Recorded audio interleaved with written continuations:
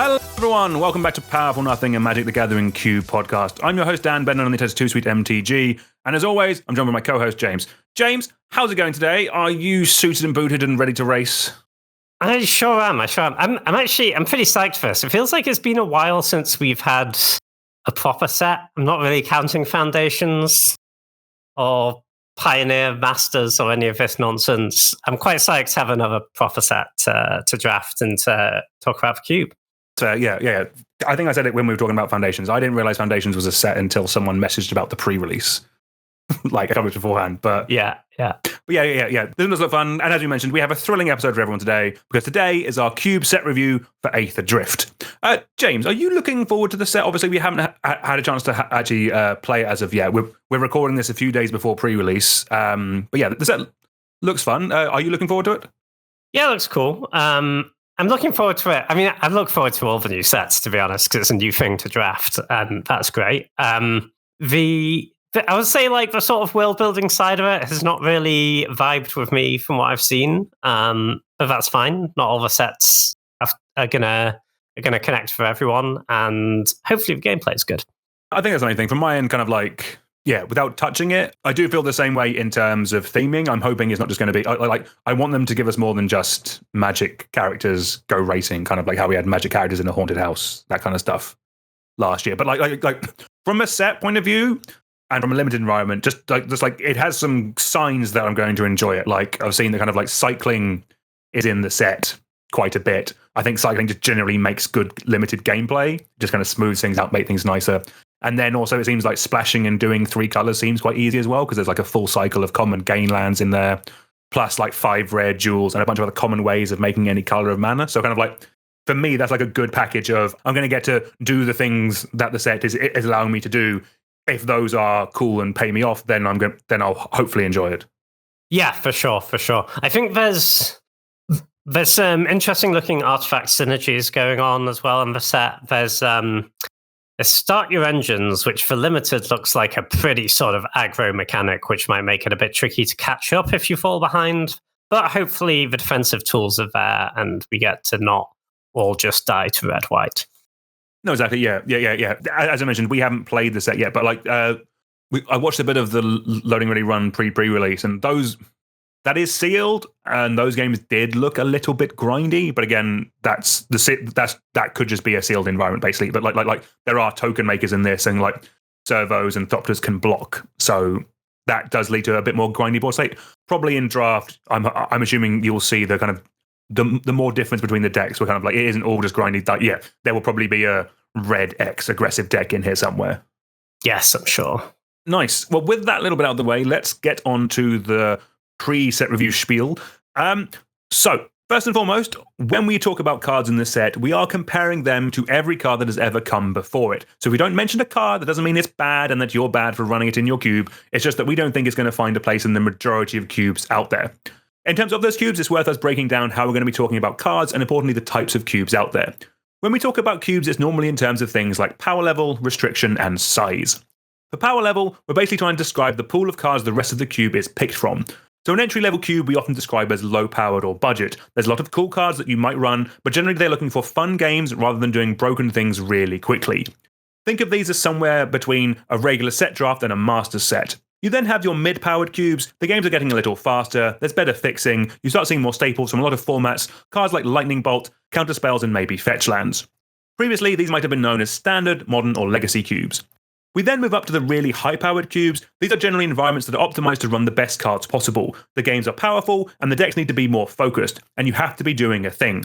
Also, in terms of speed, if you go land go for 3 turns in a powered cube, you probably lost that game. The best example of this is a cube like the Mitgo or Modo Vintage Cube. Yeah, for sure. And you often get cards which have really powerful effects and influence the board state a lot, but just require that extra turn to set up for rules amount of the very, very high power level cubes, but do great work in more mid-power level cubes. Or you take things that don't quite affect the board enough there, but have interesting synergies, which you can maybe only pull off at a lower power level cube. So that's often the distinguishing factor between them. Pretty much all the cards we're talking about today have the potential to do powerful things. It's just do we have the time to set up for them? And that often dictates which sort of cubes those cards end up being good in. Yep, exactly. There's a few other restrictions we might mention when we're talking about cubes. The most common we'll be talking about today are things like Pauper, which is a cube only using commons, and Peasant, which is a cube only using uncommons. There are others, but they tend not to really have an effect on our set reviews. In terms of size, if we mention like size of a cube or numbers, generally the thinking is that the smaller the cube, the average card quality is going to be higher. Like in a 360 cube, for example, where in an 8-player draft, you will draft every cube. To get into that environment, they generally need to be more powerful. With larger cubes like 540 or 720, there is room for less optimal bits, and you're often looking for duplicate of effects. Like you're looking for multiple types of lightning bolts just to pad out that numbers so that you're going to see them in the draft. So if we say a card could see play in a 720 cube, it probably means there are cards that do something similar or that could already see cube play. But if you're in a larger cube where there's more room and you might want an extra version of that effect. All right, with that little bit out the way, James, to take it away with our first card of the day, which actually comes from the Commander set. Yeah, for sure. This one looks kind of sweet. First up, we have On Wings of Gold. This is 3 and a white for an enchantment. It says, creatures you control that are zombies and or tokens get +1/+1 and have flying. And whenever one or more cards leave your graveyard, create a 1/1 white zombie creature token. So that will be a 2/2 flyer because of the static on the enchantment. So first things first, if you're running zombie tribal in your cube, this is probably pretty good. 4 mana +1/+1 flying for most of your creatures is going to be a really nice finisher. And zombies tend to interact with the graveyard a lot. It's not going to be difficult to have some cards leave your graveyard. Think Gravecrawler coming back, maybe a prized amalgam triggers at some point. You can get it done. That part's pretty straightforward. I think the interesting thing is where else can you use this? Because you do get that, whenever a card leaves your graveyard, you essentially get a 2/2 flyer. That's a potentially pretty interesting build around. We've seen cards like Insidious Roots and Chalk Outline do some work in the sort of slower cubes since they've come out, and I think are really sweet and interesting build arounds, actually. This is not as good of cards as Insidious Roots. Insidious Roots is very powerful and explosive, potentially, but this is certainly a way better card than something like Chalk Outline, I think, which does see play as a sort of redundancy payoff for that sort of archetype. The only tricky thing here is it's in white, which is not traditionally like that often a graveyard-centric color. So it might end up being a splash in a lot of decks. But I think it's maybe worth looking into. The fact that it's any card rather than specifically a creature is going to make it just a lot easier in the games, right? So as with a lot of these enchantments, you want cards which leave the graveyard proactively are great. Things like Prize Amalgam, Bloodghast is phenomenal here. Gravecrawler, possibly the best you could ask for. You could really pump out zombies very quickly with that. But also, because this is any card, think things like Agatha's Soul Cauldron. Even if you're not exiling a creature, you're just going to get a zombie when you use it, right? Ghost Vacuum is another one that's seen play recently, and even just things like Delve are going to get you a zombie, right? But generally, I think you want to be looking for repeated ways to trigger this, like. If your plan is like, I have a couple of Delve spells and a couple of like one-time enablers, I'm really not that interested. I want to be pumping out zombies pretty quickly. So yeah, like that repeatable thing, especially ones you can do multiple times a turn, right? Like maybe like Lion's Sash or something could be pretty interesting with this card. Yeah, definitely. Yeah, I really like this card. And again, as you mentioned, it is that kind of second and third copy of Insidious Roots. Insidious Roots came out a year ago, and I know everyone in our play group has really liked it. I mean, you liked it enough, James, that it was your prize card for winning 10 of my cubes. You chose to add it permanently to my cube. So I'm assuming having another one is something that kind of, if you're thinking of going that way, it really just helps it, because just having more of these effects, like you mentioned, like Insidious Roots, this Chalk Outline, even like a card like Sir Conrad kind of go in that deck. It still does something when things are leaving your graveyard. It just means that you can actually make it an archetype or like at least a package, and then that kind of makes putting in things like dredgers, putting in things like tortured existence, a bit more kind of like you can defend those includes a bit more because it's not just like it's not a 2-card combo anymore. You just having more of these effects will definitely help you. And like to an extent, I like that kind of package enough that kind of like I don't think you actually need like to be doing zombies in your cube to support that. Like I think this is a perfectly good build around if you have the tortured existence Insidious Root style of package that just works with this. I don't think like if you have zombies, cool, that's awesome. That will help them. Like this would like God Eternal Ketra seems really scary. That's the one that makes like 4/4 zombies. This it'll make them 5/5 flying zombies. That's kind of quite terrifying actually. But I think it is like it is an Abzan deck. It is for slower cubes, but I think that if you're doing something like that, I think this is a very cool card. And I think this is a very cool archetype that I'm going to be adding into my. I don't think we've mentioned on the podcast, but I built like a newer, slower cube that kind of lets people play multiple colors and do things a bit slower. The average CMC of that cube is also 4. This is this is kind of perfect for that kind of environment. I think Insidious Roots can get there in higher power level cubes because it is like 2 mana. This might struggle there, but as an archetype, I think this is cool. For me, this was like actually one of the main slam dunk tests for me from this set.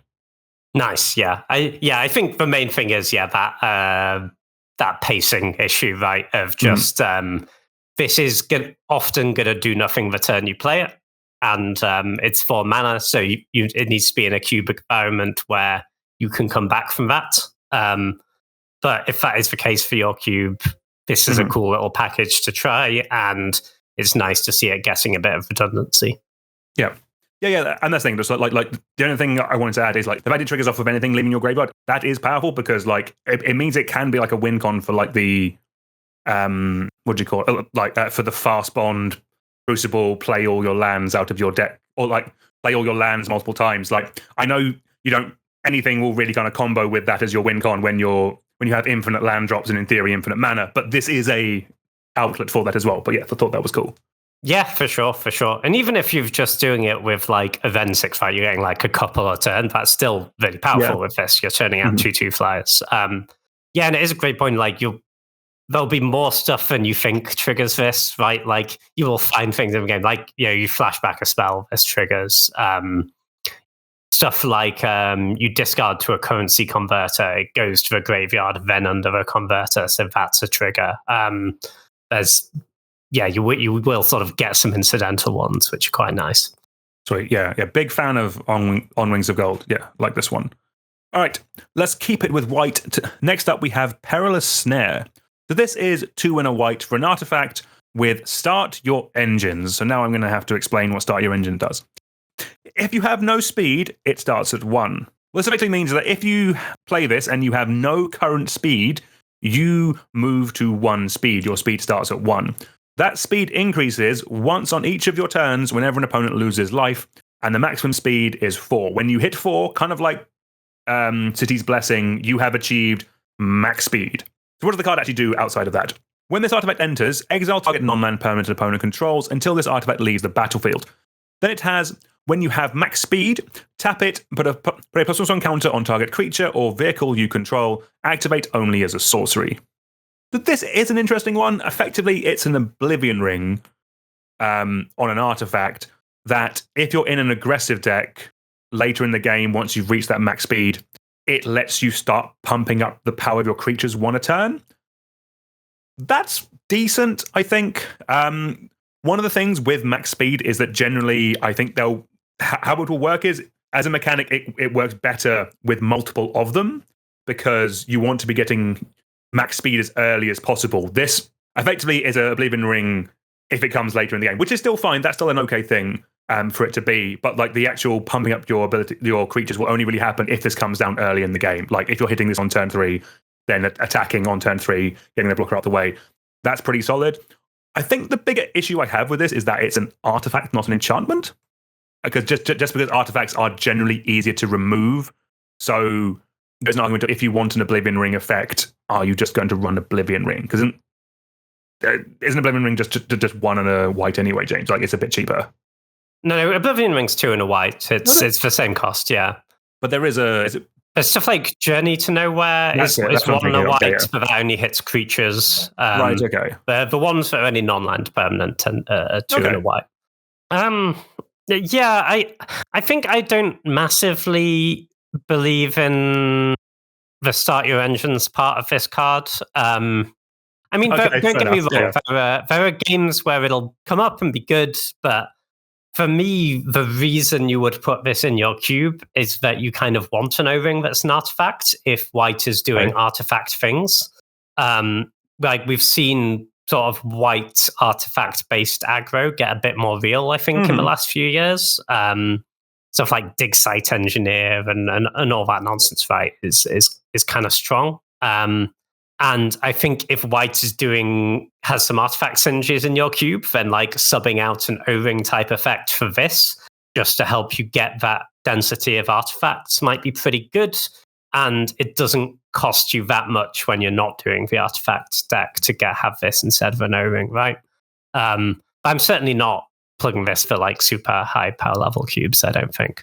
Because in my like main cube right now, I'm running Banished to Another Universe, which is the 4 and a white affinity for historic permanence, and is then a Oblivion Ring. But so if you're in that deck, that kind of rewards you by it costing like a single white to be an O-ring. But the fact that, I didn't actually think that this being an artifact is a plus for those decks, because it does make your constructs bigger. It does trigger all that stuff that cares about artifacts. That does make sense. Yeah, I could. Yeah. I'm higher on this than I initially was. I do. Okay, yeah, nice. Next up, we have Spectacular Pileup. Certainly looks like it from the artwork. Spectacular Pileup is 3 white for sorcery. All creatures and vehicles lose indestructible until end of turn, then destroy all creatures and vehicles. And it has cycling for 2 mana. Cycling on a Wrath is really good. Wraths are very situational cards and very matchup dependent cards. Like in blue-white control, you'll always play your Wrath, right? But if you're in, like a Abzan mid-rangey deck, you've got some creatures, but you're not swarming the board. Sometimes you don't play your Wrath, right? Because you're just like, this is only going to be good in like 40% of the matchups, or even 6% of the matchup. But if it has cycling, then that becomes a lot lower of cost. I don't get me wrong, like cycling 2 is slow. It's not good to have to pay 2 mana to cycle your card, but it makes it. You're really glad it's there when you play against a combo deck or a control deck, right? Having said that, the vehicles thing does matter. Like there are enough vehicles where that's a real thing, and vehicles are inherently quite resistant to Wraths. Like, having that on there is nice, but it's not a huge part of the card. But sometimes like you'll blow up your opponent's Seeker's Chariot as well, and that's pretty good. But having said all that, the difference between 4 and 5 mana is pretty huge for Wrath, especially in like a high power level cube, right? Like that extra turn that they get to attack you with their Lelia or whatever is just a huge deal. And if you want a 5 mana Wrath from those cubes, like this is good, but Sunfall's really good too. That card really is slaps. Kind of a banger. So I think this might struggle to make the cut in the super high power level cubes for that reason. But it's not a bad card at all. It's very solid, and I think if these things appeal to you and you want another 5 mana Wrath, like maybe. Some cubes you will definitively not want 4 mana Wraths because you want to give the creature decks a little bit more time to build up. I think this is a very strong card and a pretty good option. Yeah, I'd agree with all that. I think it's 5 mana Wraths have always struggled in higher powered level cubes. Like Sunfall has only really broken through because it leaves you with a big threat afterwards. Like it keeps your board state and is only 5 mana, whereas this, I do like what you were saying about the mid range. Like effectively, if this was in a pool of a mid rangey deck, this is almost a sideboard card. But because it's got cycling, you can main deck it kind of freely. I do like that, but I think it's just this is in the high power level cubes. 5 mana, like you have to be doing something stronger than just having cycling. Just in terms of the bar of entry, but. yeah, if that's the thing. Sunfall is like a $5. So if this is like 50p or something like that, or you open one at pre-release, that I don't think it's a bad card. I think it'd be perfectly fine in a lot of cubes, just not there for the highest. I think basically. Yeah, for sure. I mean, cycling too is the difference between miscalc and quench, right? It's it's a big deal. We stand miscalc, we boo quench on this podcast. Exactly. Nice. All right, let's keep it rolling. Let's move on to our first blue card of the day. Next up, we have Repurposing Bay. This is 2 and a blue for an artifact with pay 2 generic and tap it to sacrifice another artifact. Search your library for an artifact card with mana value equal to 1 plus the sacrificed artifact mana's value. Put that card onto the battlefield, then shuffle. Activate only as a sorcery. So if I'm not mistaken, James, this is the third attempt at an artifact birthing pod. We've had, Oswald Fiddlebender and Iron Man. Those haven't seen too much play. This doesn't die to removal, so I do like that. So you're more likely to be able to activate it. I think my gut is I think in Standard and Pioneer, this could be good, where you can build around it and you can build your like chain going up, because there are a decent amount of artifacts that can untap this on their way in, which I think is nice. Yeah, in Constructed, you'll be able to go up the chain. In Cube, I think this will really struggle, and partly just because like the fact you can't turn a treasure into a lotus or anything like that, I think is really tricky. The only place I see this actually working in Cube is specifically if you have Time Vault, as it's then a repeatable artifact tutor, so you can get your Time Vault, you can get your key to untap it. Just having the ability to get all of your combo pieces on one card, I think is strong. Outside of that, I think it's just going to be too narrow, because like that's the thing. Like Birthing Pod has struggled to get into a lot of cubes in the last, like, I'll be honest, like it probably should have been out of cubes like 8 years ago. I think everyone officially cut it like 5 years ago. And there's more creatures in cubes than there are artifacts, and there's more strong ETBs on creatures than there are generally artifacts. I think this is cool. I think it just needs too many cards to build around it to make it playable, is my worry. But I'm open to be wrong, James. What do you think about Repurposing Bay? No, I think you're very correct, actually, in basically everything you said. I mean, because Birthing Pod's is pretty slow, right? Birthing Pod is often too slow, and this is significantly slower than Birthing Pod because it doesn't have the option to pay Phyrexian mana for part of the activation. Like, this card would have been slow in like 2005 Magic, you know? Yeah. So it's pretty limited what cubes you can put this in, right? But I think if you do have a super dirtly cube, this is a really cool and unique effect. Because I know, we've had Oswald, but Oswald is like a white 2-drop. Like, it just doesn't work in the places you want this to be, right? Iron Man, honestly, I'd only literally just seen this card when you mentioned it. I don't know, it looks boring and Universes Beyond D. I'm not going to put it in a cube.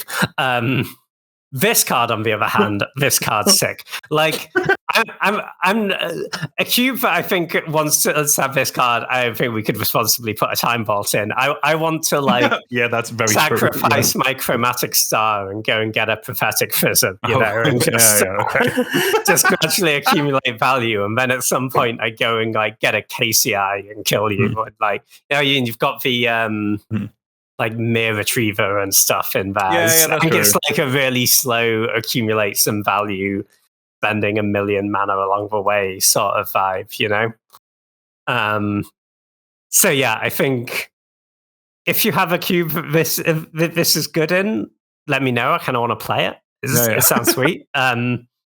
Most cubes you can't be messing around with this, but if you have a cube when you can, then I think, it's a pretty interesting and fun card, because it does give you that repeatable tutorability, right? If you have that critical mass of artifacts, you can like assemble your 2 and 3 card combos, which give you some advantage, which there's a lot of in the artifact space. No, 100%. Yeah, like, I do think no matter how you cut it, you do need a lot of artifacts to make this work. But it like there will be cubes out there where this is what you want, and crack on. It does kind of tickle that itch of like, ooh, Birthing Pod, you say? Ooh, exactly. So, Nice. No, very cool. All right, talking of artifacts, you want to take it away with our next blue card, James? Yes, next up in blue, we have Transit Mage. This is exactly what you expect it to be. It's 2 and a blue for a 2/2 creature human wizard. When this creature enters, you may search your library for an artifact card with mana value 4 or 5. Reveal it, put it into your hand, then shuffle. I'm not sure anyone was really clamoring for this cycle to be completed, but hey, it's complete, I guess. Good for them. So Trinket Mage, which fetches 1, like used to be a bit of a, I mean, staple might be strong in Powered Cube, but used to see play, but is now like largely thought of as too slow. I've seen some people try, I think it's Tribute Mage, which is the one that gets 2s just because it gets both halves of Thopter Swords and it can get a time vault. Okay. Yeah. I don't really know what we want to get with this, and I think that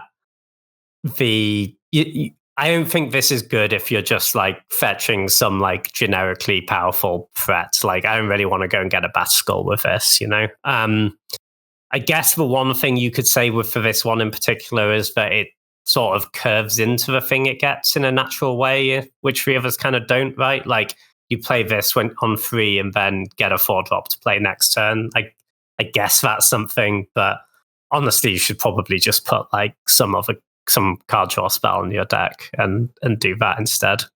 I kind of feel like the body is just not quite good enough on these, and it's not even like it's often that good to be flickering them because you're just only going to have a few targets, right? So, or a few good targets. So, yeah, I think in general, and unless you have like a really specific thing in mind that you want to add redundancy for, like for example, like that Thopter Sword example with the 2s.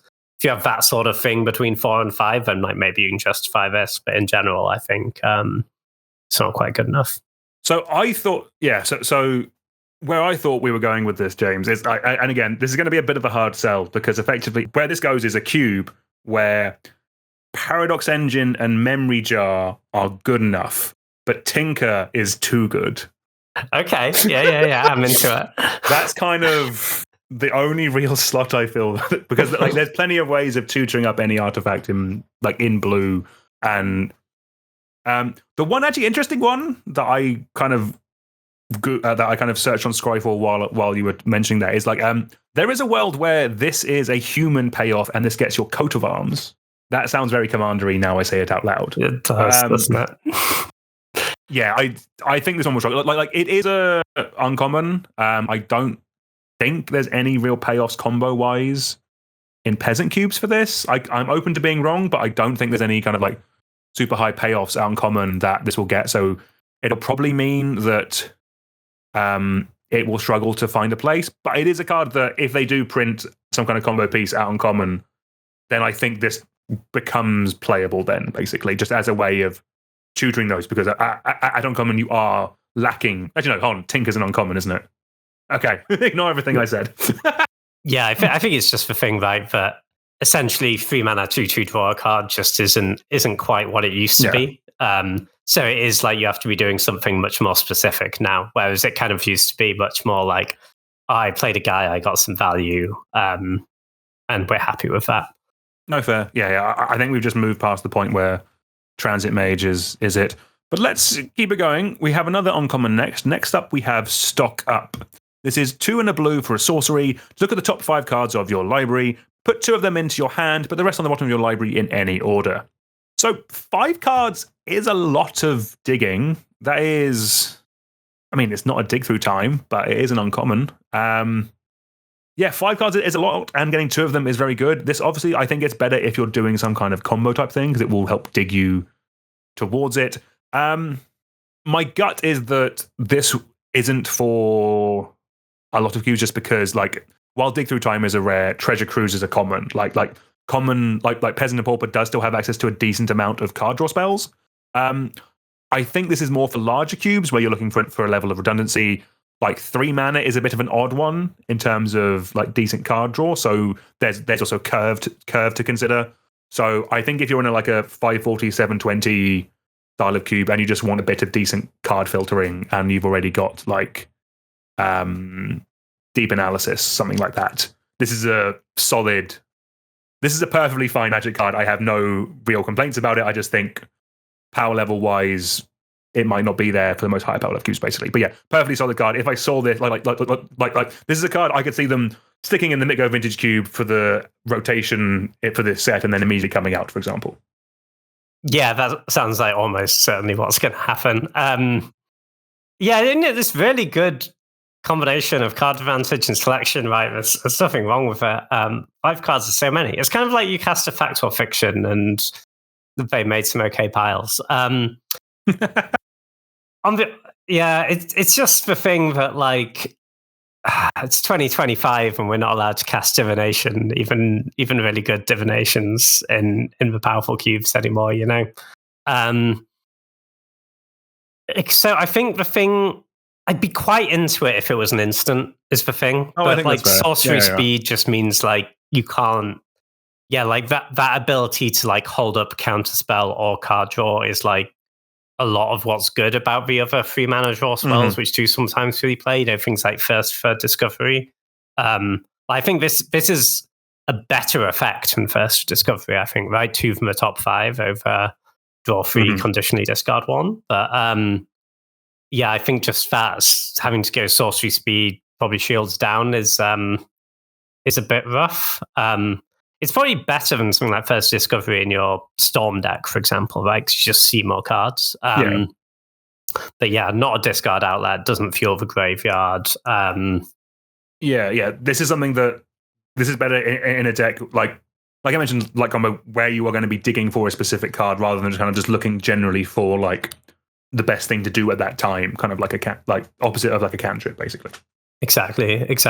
And it is nice as well that it dodges the draw hate stuff. Like you don't care about Bowman or Narset or Hold Reach or any of those things with this card. That's not nothing. But yeah, I think in general, it's a good card. I'm not like going out there and putting it straight into Powered Cube by any means. Reasonable. All right, let's move on to some angry cats now, James. You want to take away with our first black card of the day? There's also some very angry cats. It's kind of disappointing it doesn't make cats, actually.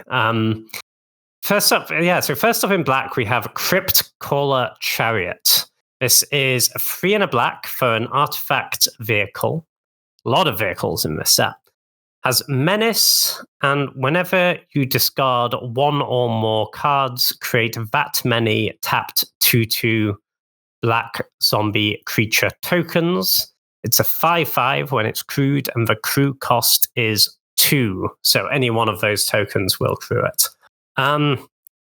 This is not the Black Seeker's Chariot, sadly. It's the fact that you're often not, unless you have like a sort of looter on the board already, you're probably not getting a token the turn you play it, right? And then the fact that the next turn when you make a token, the token's tapped and you can't crew it is kind of savage, I think. That is rough, actually. Yeah. I didn't clock that. Yeah.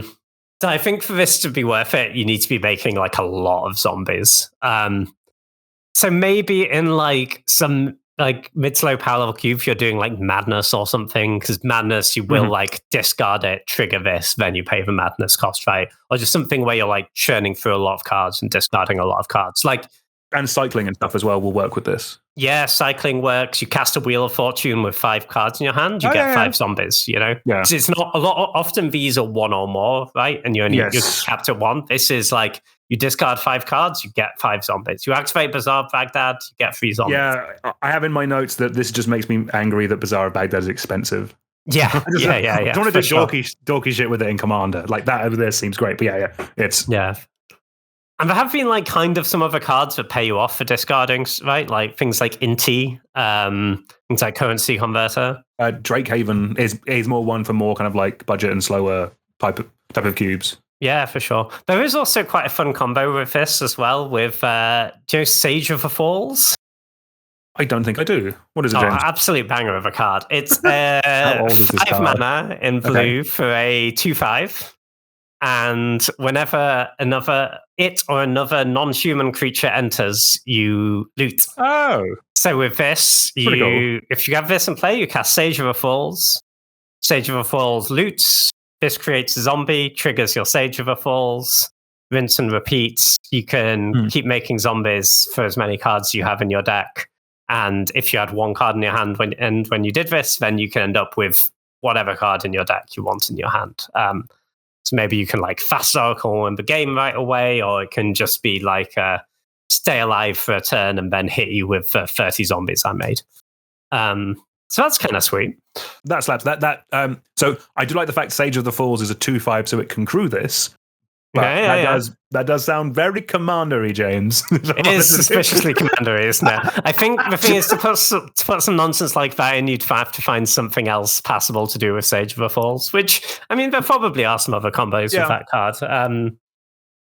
But yeah, it's a cool card. I'm not sure it adds up to an actually good card. I feel like I can imagine in the draft convincing myself that this card was good in my deck, and then just always dying when I cast it because I couldn't crew it, and all my zombies were tapped.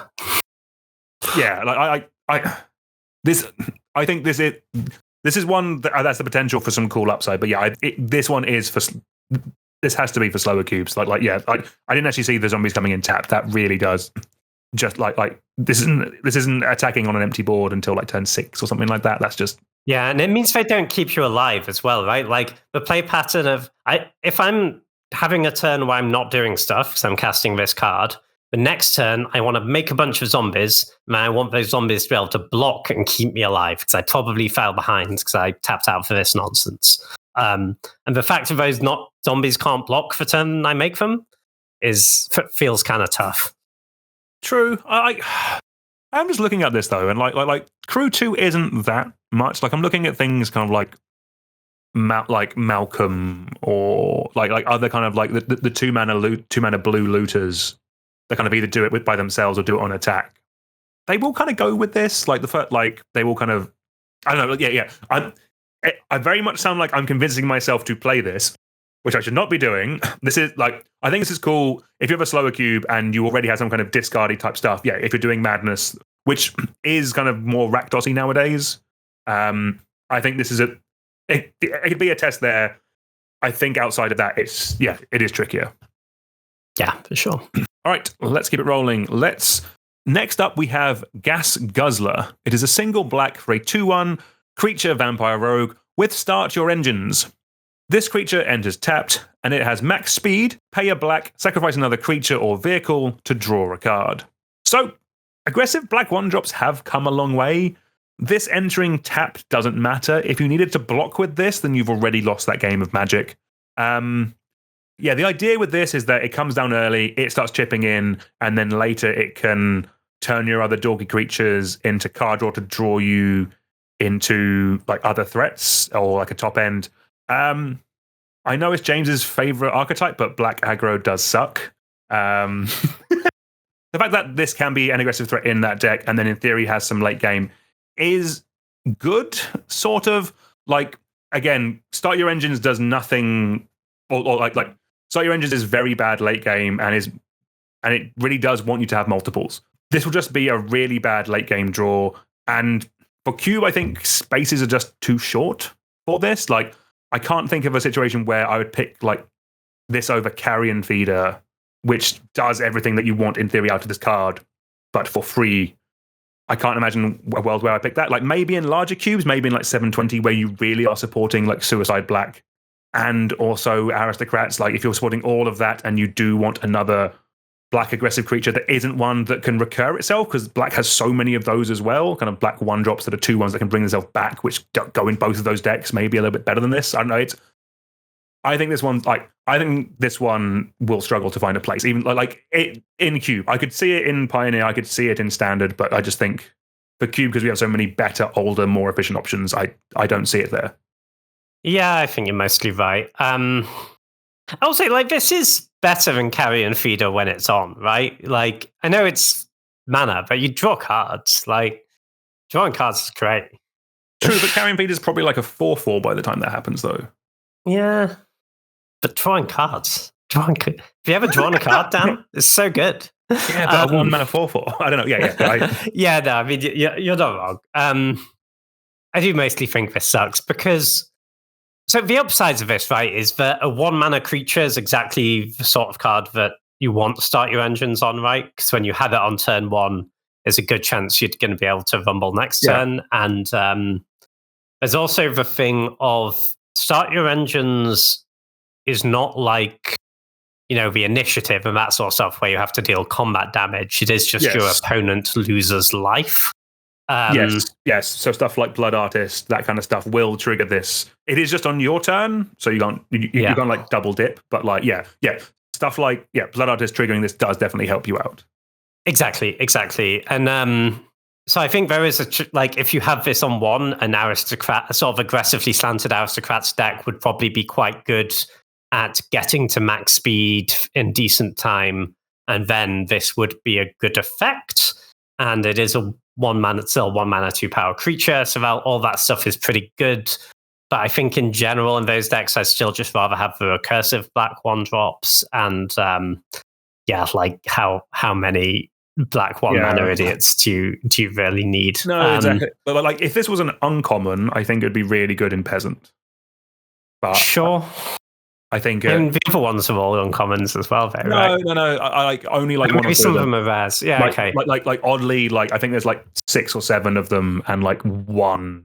Oh no, 2 now. We got Forsaken Miner last year. 2 there's Forsaken Miner and like something cultist. They're uncommon. The rest are all rares. Yeah. Okay. Fair. Yeah, maybe that's the thing then.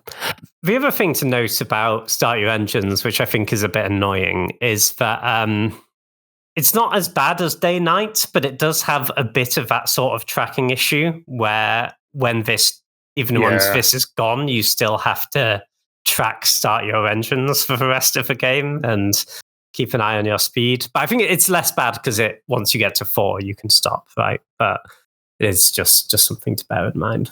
Personally think it's more egregious that with Start Your Engines, only 3 creatures with Start Your Engine have haste.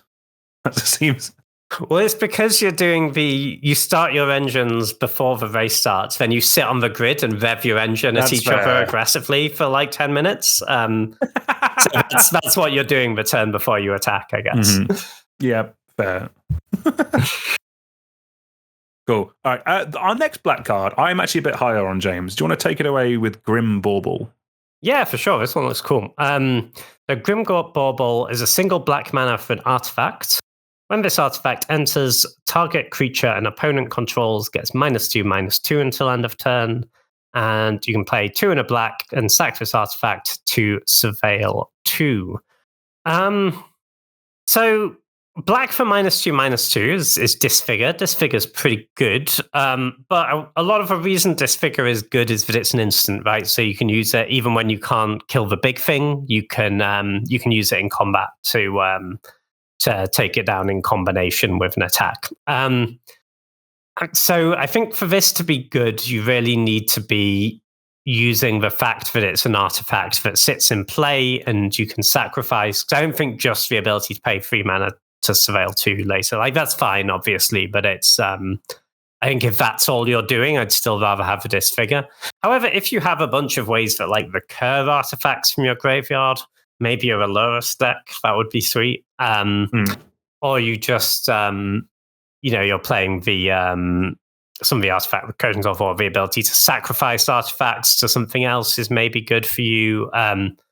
In that scenario, I could see this card doing a lot of work because you're just not paying that much of a cost to put black -2/-2 in your deck. Yeah, I'd agree. Yeah. I think that, you mentioned a couple of decks this goes into, but just the fact that it can be like an overlap piece, just like a role player in the artifact decks, and also just in the self-mill decks, like this is a solid removal spell that will surveil you when you need it to. And also the Delirium decks, because it is an artifact that can put itself into the graveyard or just be in your graveyard if you mill it for like make your Tarmogoyf bigger, that kind of stuff. The one kind of issue with this is that there is a limit to how many of these kind of incidentally nice and good artifacts we can run. Kind of like I'm already kind of running like Blood Fountain that does like a similar thing of being like a one mana thing that does stuff. I could see it testing it, but I think that's the kind of slot it's competing with, basically. What you said about Lurrus is is kind of spot on. Like, in mine, Lurrus has kind of incidentally got way better because I was trying to support the Delirium deck. I mean, I put things like Pyrite Spellbomb and Seal of Fire in it, not really thinking that, these also are great with Lurrus, and then you utterly destroyed me with it in my creature deck. You just, I play removal, I replay removal, I replay removal, and it does add up quite a lot. It can be quite scary when that thing comes together, and this is very, very good there. Yeah, for sure. All right, next up, we have Intimidation Tactics. This is a single black mana for a sorcery. Target player reveals their hand. You choose an artifact or creature card from it, exile that card. And it has cycling for 3 generic. So for me, this kind of screams 720 cube if you want another hand attack spell. Like, there's room in larger cubes for like a card that's not like you're already running like Duress, your Thoughtseize, your Inquisitions. Those are kind of like the A tier. Then you kind of have like everything else after that. And I think this is fine there. Like, the cycling means that late game, when they have no hand, this isn't dead. You can just cycle it, get it away. 3 mana is actually quite a lot for cycling, oddly, for 2025, but hey-ho. In like more condensed cubes, in like the reason why this doesn't get in over things like Duress, Thoughtseize, and Inquisition is that, yes, hitting a creature or artifact is good, but a lot of the times you're doing these spells to try and get like their removal or their counter magic out of their hand so that you can then you can advance your game plan. Like, this can still get like a combo piece, which is nice, but it not being as flexible, I think, is a reason why it's probably not going to get there. But like, as the 4th or 5th piece in a larger cube, I think it's fine. Yeah, cycling on a 1 mana discard spell sounds really appealing, but yeah, the cycling is too expensive and the discard spell is too narrow, I think, basically. I find also, like, there's a reason, right, that Duress is a much more heavily played discard spell than Despise, right, which is the one that hits creatures, because Black already has a bunch of great ways to deal with creatures. It struggles a lot more with spells. So being able to disrupt the spells is a lot of times more important.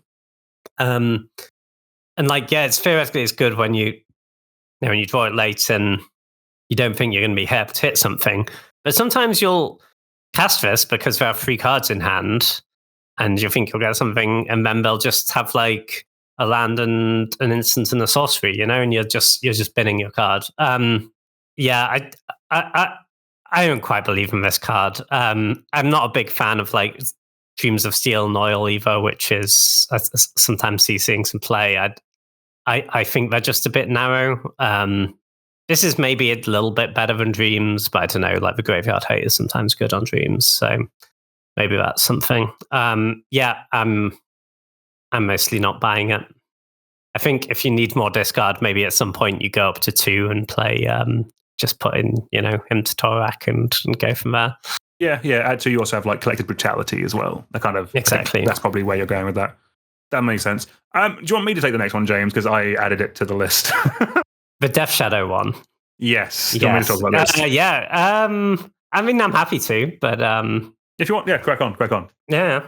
Oh no, actually, because I'm gonna trash it. So you talk about it first, and then I'll be negative. Okay, good. All right. Next up, we have The Last Ride. It is a single black for a 13/13 legendary artifact vehicle, with The Last Ride gets -X/-X, where X is your life total. So that is effectively, as James mentioned, that is Death Shadow. But it also has the abilities to pay 2 and a black and pay 2 life to draw a card, and crew 2. So I will say that in our notes that this is bad, but I want to talk about it. This is the notes that me and James have. People have been trying to make this type of deck working cube.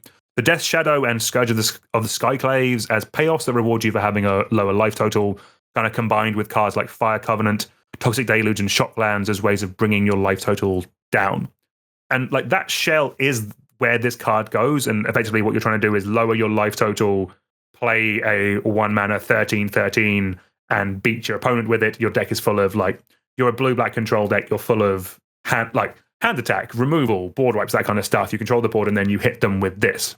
The fact you need to crew with this, I know is not great, and like Death Shadow, it does not have evasion. That is not good. I will admit that. But unlike Death Shadow, you can actually cast this early to be mana efficient. If you cast Death Shadow when you're above 13 life, it just dies. This you can cast and not crew, and then just pay the life to draw the card and give you a bit of extra card advantage to get, and also lower your life total. I would like to test that archetype. I don't know how good it's going to be. I'm doing something in my bigger, more like live the dream, treat yourself style of cube. I think this could be possibly there, where it's a thing you can kind of build around. In there, I'm also have room for Mortarion, Demon Primarch, or Daemon Primarch, which is a big flyer that at the end of your turn, you can pay mana equal to your life loss and make that many 2/2 Black Astartes. This is all very niche. This is all very... I think it's cool, but I think there's something there. I'm not sure what power level it goes in yet. Also, I think it also needs to probably go in a smaller cube, if I'm honest, because there aren't that many pieces for it. Like, I think this needs to be a 360 cube where you're drafting every bit, where you can draft your Death Shadows, your Last Ride, your Scourgeless Skycave, and the bits to make your life total lower. I think you need to be getting those pieces just because there aren't that many of them. The fact I'm talking about this vehicle, which isn't phenomenal, has a potential, shows that kind of like we are looking for bits. I think there's something there. Death Shadow is a strong deck, or has been a strong deck in the past in things like Modern, and it has even seen play in Legacy. Trying to make it work in Cube is something that people will try. This will help it, I think. Like I'm open to giving it a go, and I'm open to also James telling me now why I'm wrong. Give it a go if you want. I don't believe in this archetype, to be honest. Yeah, okay, yeah. So yes. for me, the reason crew it as well is not great. Yeah. Like Death Shadow was already bad in crew. I don't know that giving it to crew 2 is an improvement. So like for me, the reason that Death Shadow was good, stuff like Modern, right, is that it was free to make it work. Like, what was the call? Oh no, I had to pay some fetch lands and some shock lands and some Thought Seizers. Like the closest we got was to a cost was like playing some Street Wraiths. Like that's just not a cost, really.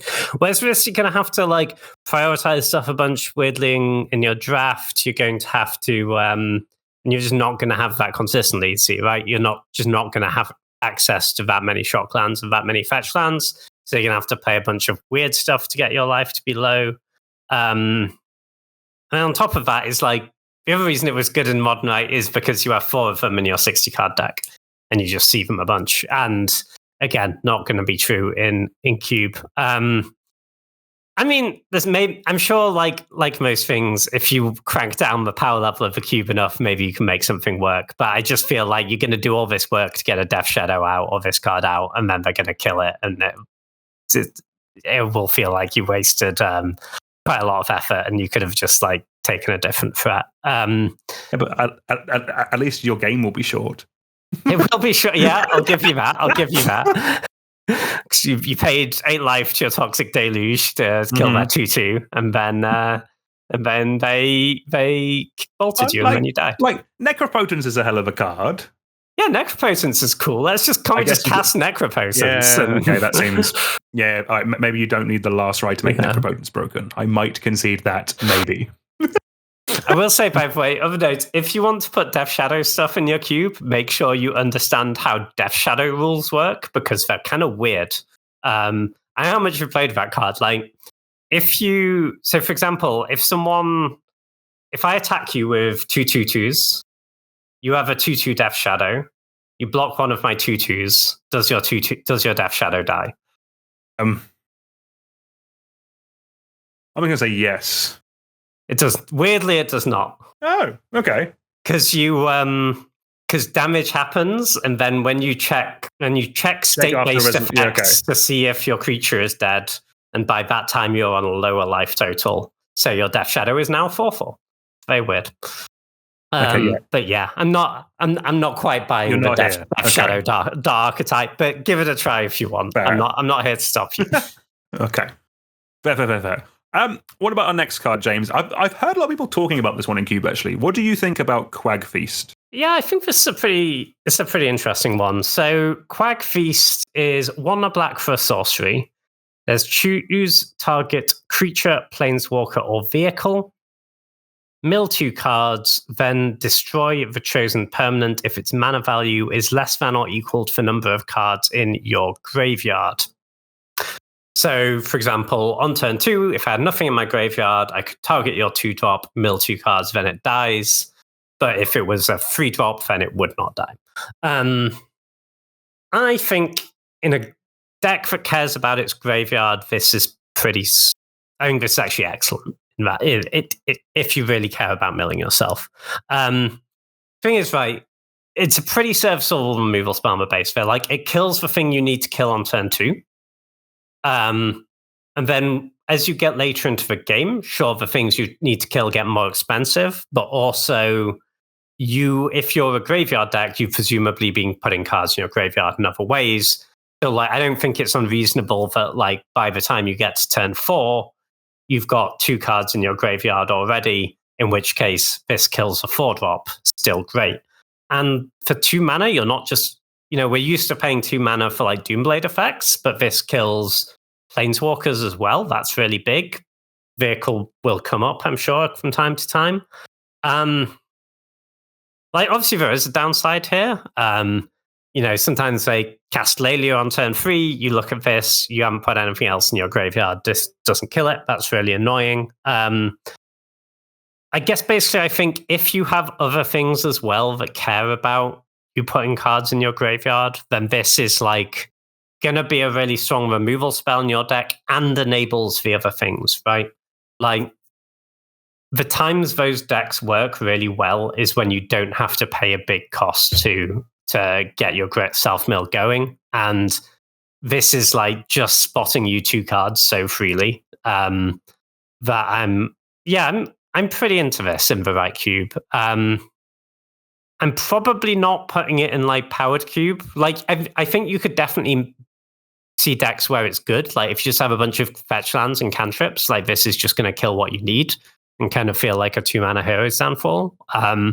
But I think my powered cube right now just doesn't have the graveyard synergies that really make it worth it. But I think a lot of cubes do, and I expect to see this in a lot of cubes.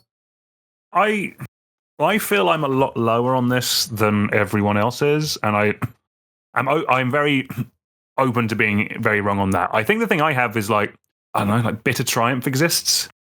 That also destroys creature and planeswalker, and it's an instant, and it's still putting a card into your graveyard. Yes, it's coming from your hand, and there are some things that specifically care about things being milled rather than like discarding, that kind of stuff. But I don't know. I think this is fine. I think this is solid. But I just think, black kill spells it's so highly contested, and if you are very high on the mill, I think it's arguable. But I think, I don't know, like in those type of environments, I think I think Bitter Triumph is better. I know it does have a drawback, but even something like Shriekmaw, it puts itself into the graveyard. Those decks, like, it's generally not the number of things in your graveyard that matters. It's most cards in Cube tend to care about number of creatures specifically, or different types specifically. That's why something like I like Shriekmaw more, because it puts a creature into the bin and is also a kill spell. I don't know. Yeah. I'm open to being. I can concede this rare Magic card in 2025 is probably quite good. I'm not sold on it personally. Yeah, I guess so. For Bitter Triumph comparison, for example, right? Like, if I want to use Bitter Triumph to fuel my graveyard that way, I actually have to pay a cost, right? I need to discard a card in my hand. Like, sure, if that was an Archon of Cruelty and I'm going to reanimate it, amazing. But a lot of time that isn't the case, and you just end up paying life because you want to cast the cards in your hand, right? Whereas this is just so free, right? It's just spotting you 2 cards from the top of your deck. And I get the thing about like Shriekmaw putting a creature in and having creatures is great, but hopefully you've got a decent creature density, and I feel like the thing of milling types, this is really good for, right? It's getting a sorcery in right away, and then 2 cards off the top, you probably like hit a land and a spell, and like that's pretty good. Like, you have a pretty good shot of hitting a creature there too. Like, I do like Shriekmaw for those decks for that reason. I just find it so the non-black, non-artifact thing on Shriekmaw, I just find so incredibly annoying. but it makes me not want to run it. Like, I just feel like I always think it's great in my deck, and then whenever I draw it, it doesn't work, you know? Yeah, like, I'm not saying, obviously, like, it will have games where it kind of sucks, but I just feel like in general, this is going to be in your deck that is fueling its own graveyard. It's going to be like 2 mana Hero's Downfall quite a lot of the time. Like, that is also fueling your graveyard. Like, it's putting 3 cards total in your graveyard. That seems pretty good. Like, even if you're just using those cards to, you know, like, cast an Oculus or a Dig Through Time or something, that even seems pretty good. Okay, yeah, this very much sounds like one that I should just test. I think that's kind of where I am. Yeah. I'm open to being strong. I guess I'm just not sure where the line is, basically. But yeah, I could see in the like mono Lurgoyf stack you have in your cube, it would probably do some good stuff, you know. I do love monogoyfs. Sick. All right, let's keep it going. Let's move on to our last black card of the day. Next up, we have Wreckage Wickerfolk. This is 1 black for a 1/3 artifact creature Scarecrow with flying, and when this creature enters, it surveils 2. So this is just a very quick mention for Pauper. I think this is actually quite a lot of card for 2 mana in Pauper, and especially in that kind of environment where like Affinity is way more of a relevant archetype. This just being an artifact goes really well there. Get Wrecked Vault Scourge is all I have. Solid card is it seems very good for a common, but like that's just where we are now, I guess. I feel like I don't play enough Pauper Cube to comment. It looks rubbish to me, but maybe I haven't played enough Pauper Cube.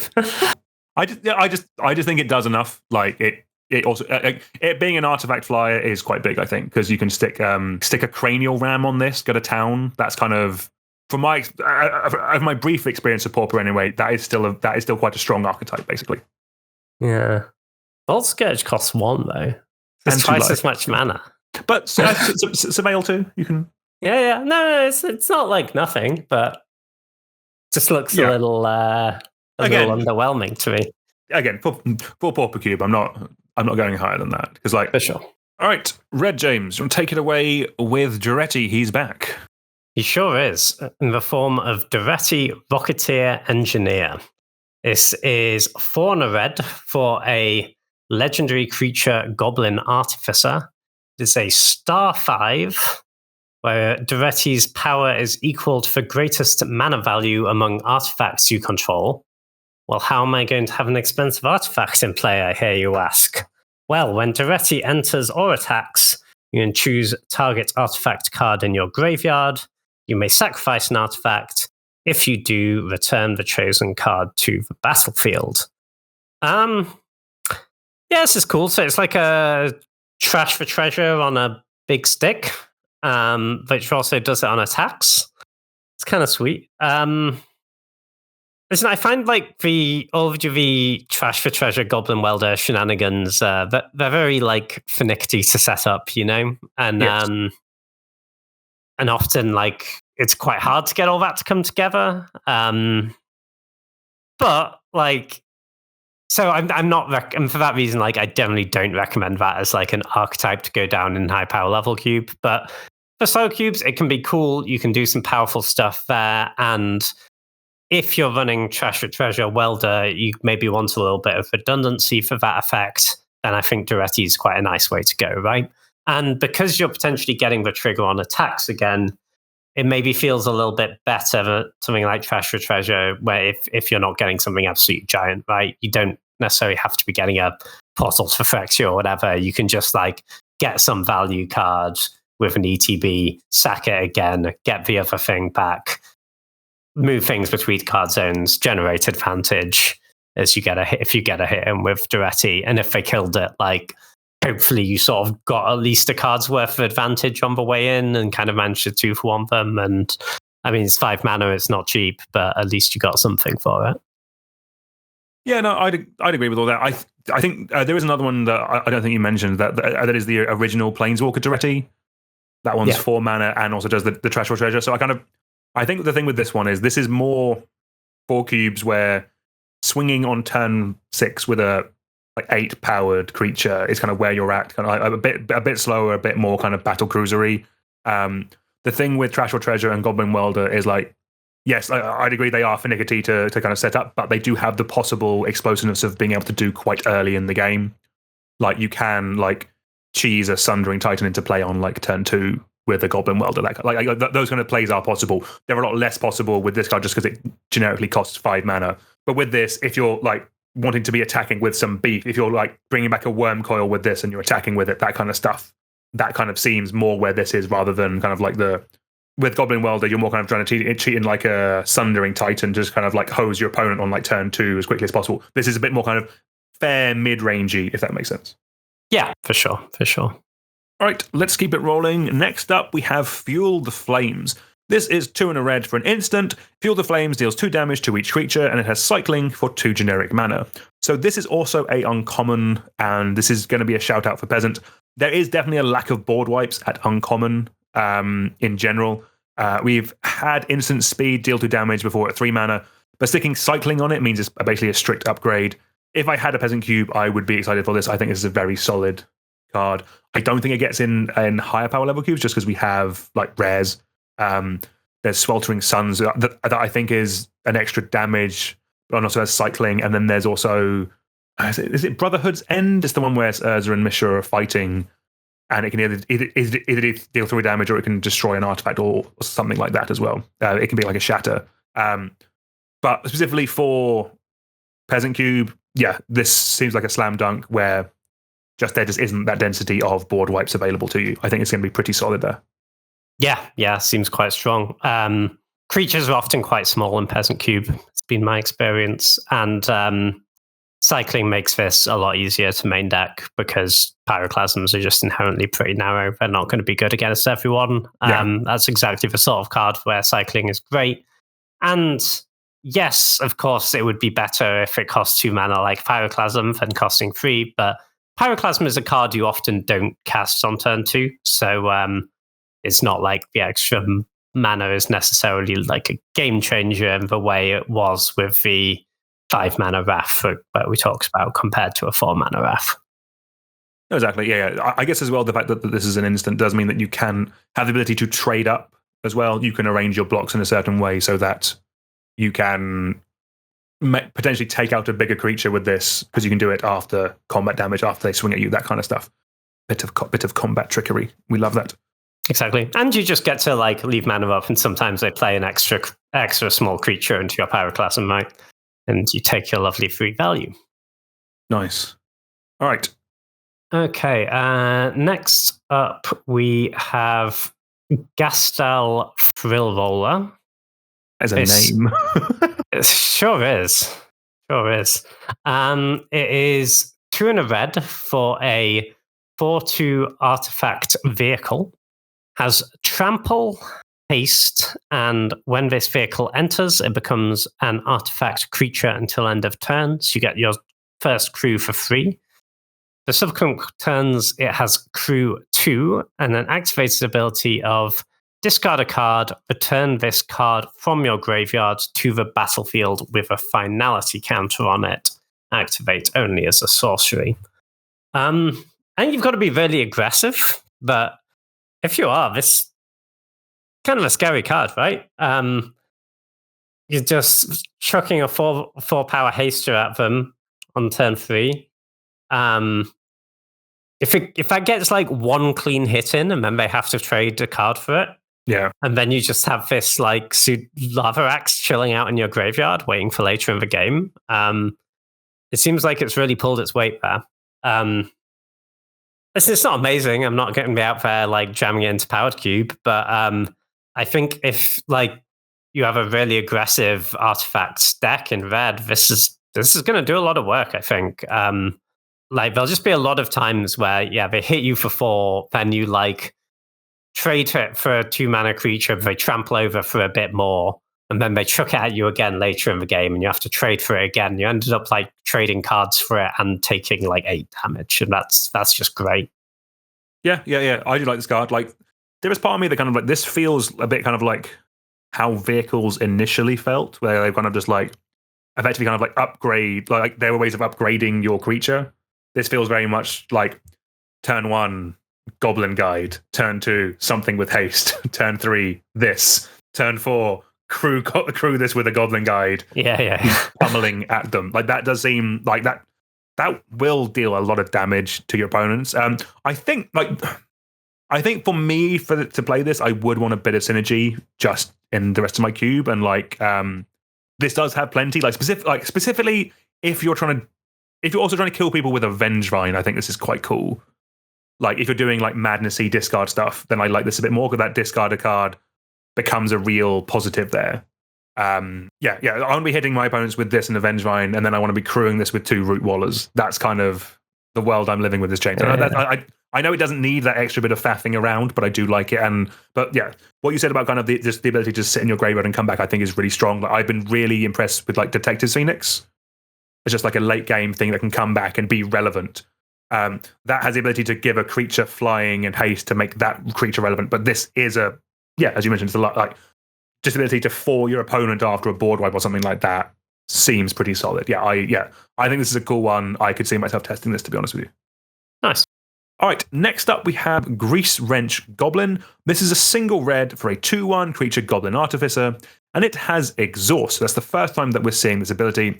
Exhaust is an activated ability that you can use only once. So it's actually kind of similar to Monstrosity that we saw in Theros, but it's an activated ability that is, in theory, more powerful than you would normally get on this type of card, but the drawback is you only get to use it once. So the Exhaust ability on this is pay 2 and a red, discard up to 2 cards, then draw that many cards and put a +1 counter on this creature. So the base level of this is just a single mana for a 2/1 at uncommon. There aren't that many of those. I think you just have Embereth Veteran, and we got Norran Survivalist in Duskmourn. Those are the only 1-mana 2/1s that we have in. Actually, Jackalpup must be uncommon by now. I'm not entirely sure, but anyway, that card I guess is bad now. This ability, like this is like base level. That is just good. The aggressive body for 1 mana, mono red aggro decks appear in many different formats, including Peasant, where this is legal, and this will be solid there. It just has the ability to grow late game and help with card filtering. Like, honestly, in a red deck, pitching 2 lands from your hand to draw a top end or a burn spell later in the game and make this a 3/2 is just pretty good. Like, this isn't one for higher powered level cubes because Ragavan exists, but very solid card. In a lot of cubes, this is going to be a very respectable 1-drop. Yes, for sure. Welcome to our newest member of the ever-expanding Better Than Jackalpup Club. You know, it's solid. It's getting personal now, James. They're doing this on purpose. Yes, I'm sure that's the only reason why they would possibly try this hard to print better Jackalpups. Damn you, Fire Design. All right, next up in red, we have Howl Squad Heavy. This is 2 and a red for a creature Goblin Mercenary. The first line of text is just start your engines, and then it doesn't explain what start your engines means. So I think you're going to have to explain that to some people in your cube if they didn't play pre-release. I hate that. And this is also, this is the normal printing of this card, which means there isn't a printing of this card that has the explainer text for it. Okay. Exactly. But we've already explained what start your engines does. You start with speed at 1. If they take a damage in your turn, once turn, you increase your speed. Fine. It says other goblins you control have haste. At the beginning of combat on your turn, create a 1/1 red goblin creature token. That token attacks each turn if able. You know the drill. We've all read Goblin Rebel Master. It also has max speed. So if you're at 4 speed, you can tap it to add a red for each goblin you control. So growing equally as fast as the better Jackalpup Club is the slightly worse Goblin Rebel Master Club. It's going down. Yeah, I love that. Okay. Nice. Yeah. And I think that's where this is. I don't know why we need to have one every set, but we do apparently. There are just better ones than this. Original Rabble Man, I think, is still probably the best because it just hits so hard. But like Squee is better than this. So I guess the only time you'd think about this if you were doing like actual full-on Goblin Tribal with 100%. Like Goblin Matron and Goblin Pile Driver and all the nonsense. And then maybe you care in some way about the max speed ability where you make a bunch of red. But honestly, your Goblin deck has probably run out of cards to cast by the time you have max speed. Yeah, I don't know. Just put Rabble Master in and ignore this one would be my suggestion. Yeah, 100%. Yeah, when I like, my wife's really high on this, and she plays a lot. She plays a lot of like ancient Toomey decks in like Vintage and Legacy, and you would she gets excited at any card that's like 2 in a red and makes tokens. But like, yeah, this isn't a Rabble Master card. This is a Goblins card. Rabble Masters go in multiple different decks. They go in like Aristocrats as well as aggro. This only, I think, goes in Goblins. Like in Goblins, this is kind of like a Goblin version of an Elvish Archdruid. Like that bottom ability can make you a lot of mana. But just the raw numbers in terms of like damage output, this is going to be the lowest. Like this is going to be like below like Hanwig, Garrison, and like Krenko. Like just in terms of just damage dealt by this, like amount of damage dealt by one card. That is the point of a Rabble Master. This is not good at that. That's why it's not a Rabble Master. This is a Goblin synergy card, not a Rabble Master in my eyes anyway.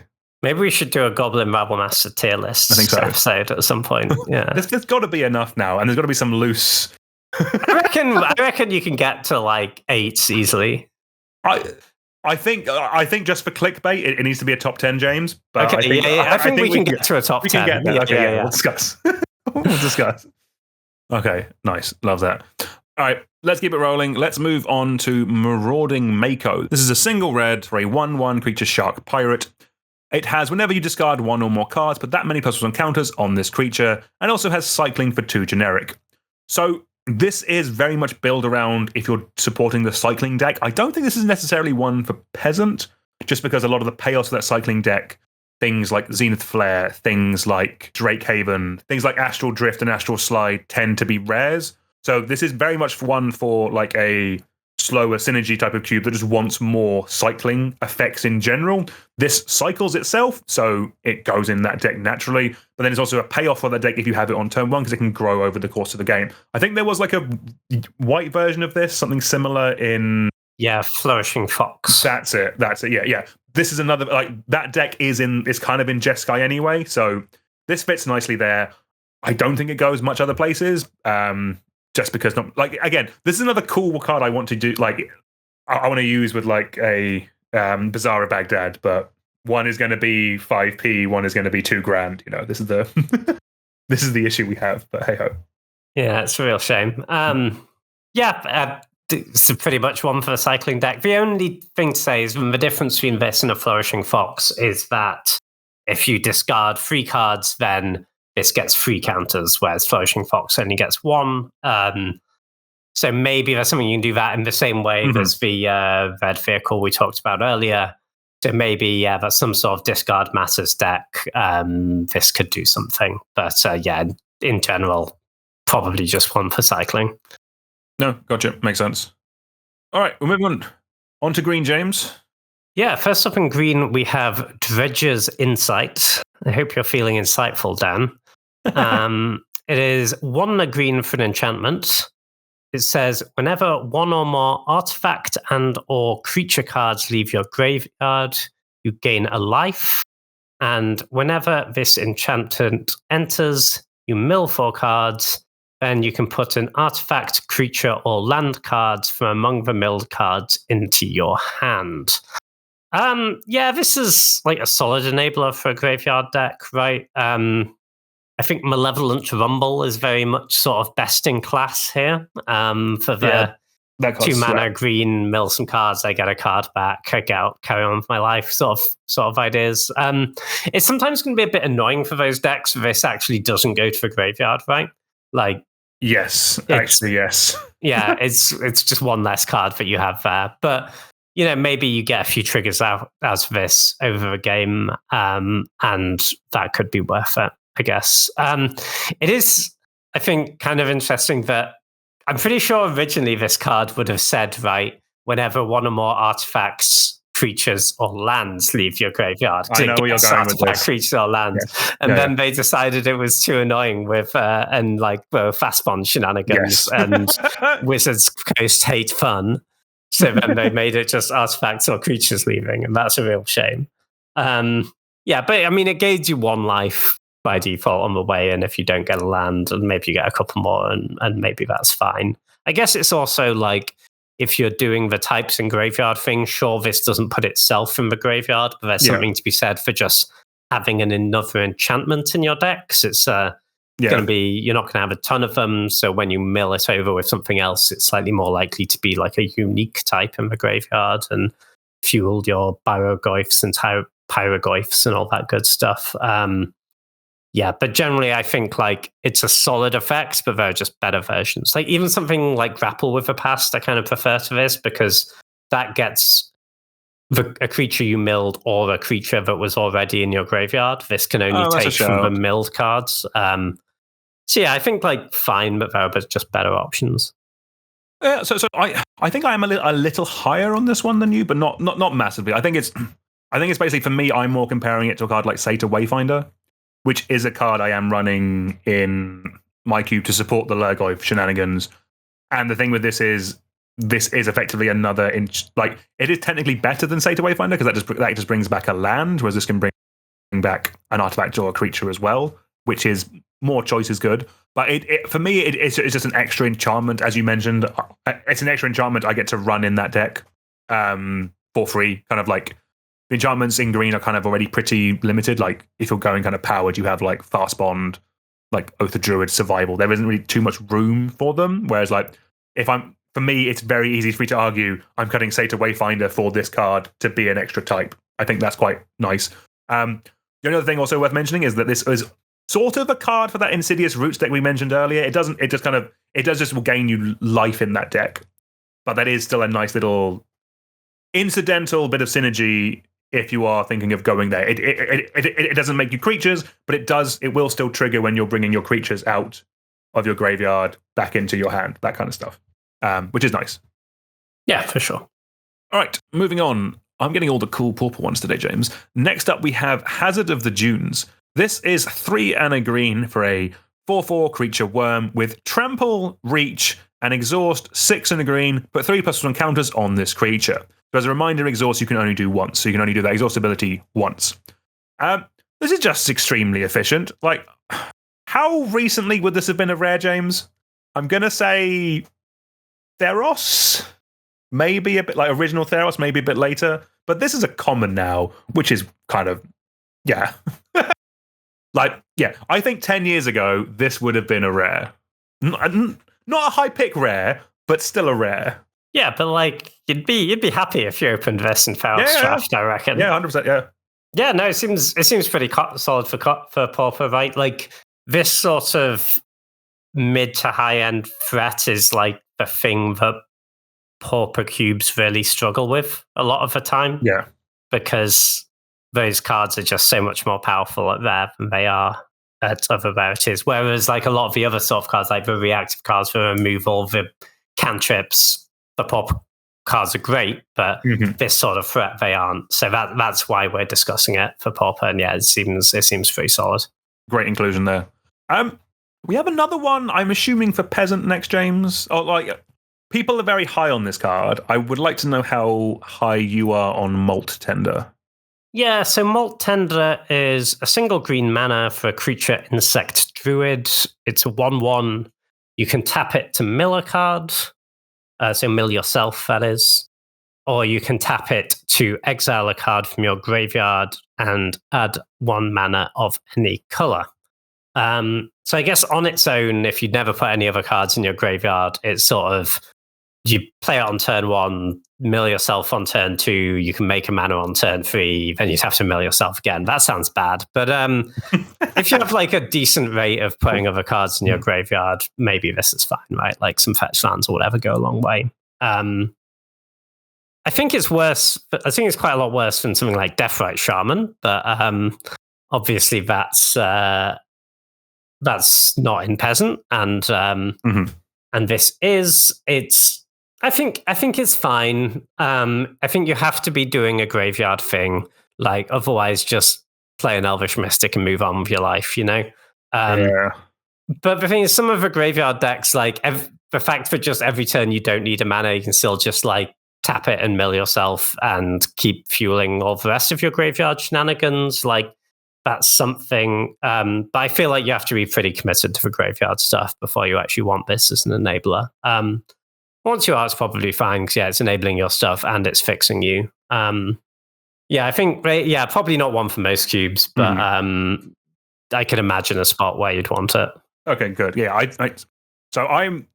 think this card is dreadful personally, but I think that's because I think there is an element of people so desperate to play Deathrite Shaman because it's banned in Modern, it's banned in Legacy. People are like, oh my god, it's sort of similar, therefore it's amazing. And like Cube, we have Deathrite Shaman. Deathrite Shaman is also about $2, so it can go in budget cubes. We also have other cheap dorks that can guarantee to ramp us on turn 2. Like we have mana dorks that guarantee we can play our 3-drop on turn 2, or guarantee we can play our 4-drop on turn 3. This doesn't do that. We also have cards that are better at milling. In Peasant, this is fine. I would not be like, if I saw it in a Peasant cube, I'd be like, okay, cool, they're trying something new until they realize this is bad. Yeah. But last I saw, Elvish Mystic wasn't a rare. Just saying, you know. Yeah, exactly. Yeah, it's like it's.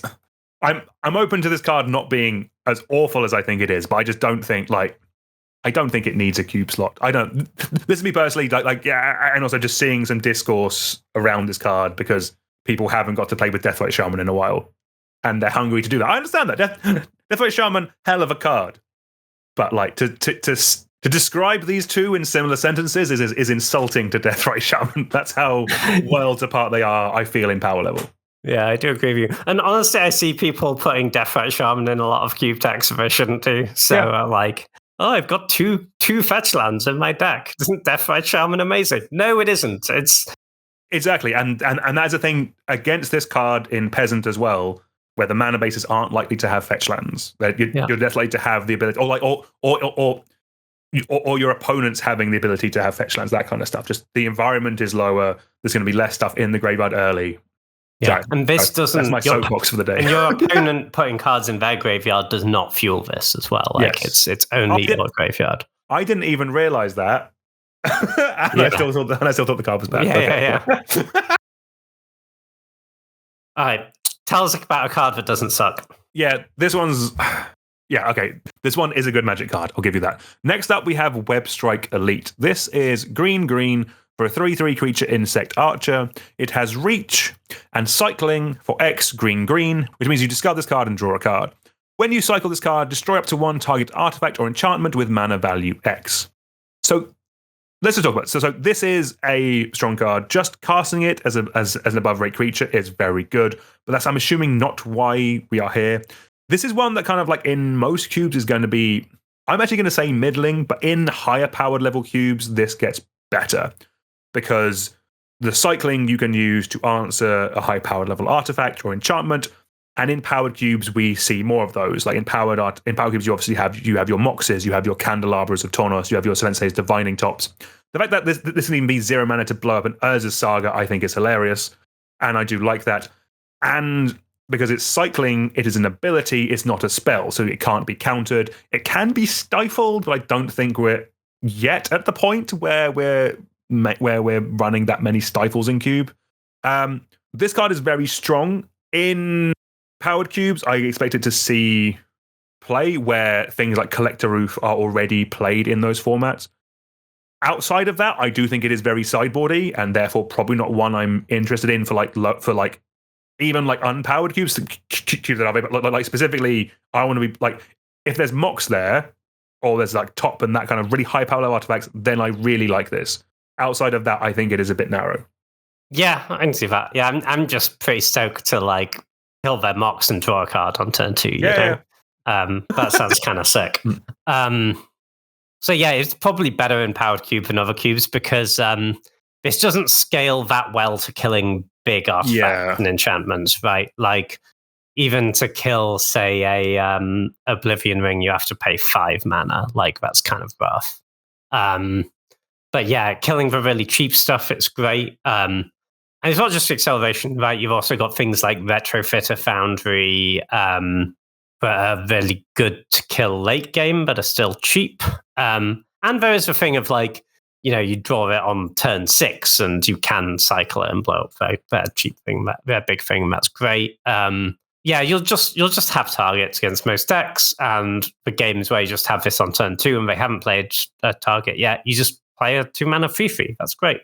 And the reach is nice for protecting planeswalkers and stuff. And it's cheap creatures when you cycle later, pretty solid. So I think this is a strong addition to most cubes, and but especially the more powerful ones. I think I'm going to be trying this in Vintage Cube. And frankly, I really hope it gets them to cut all the million Cankerbloom type nonsense cards they keep putting in Modo Cube, which make no sense to me.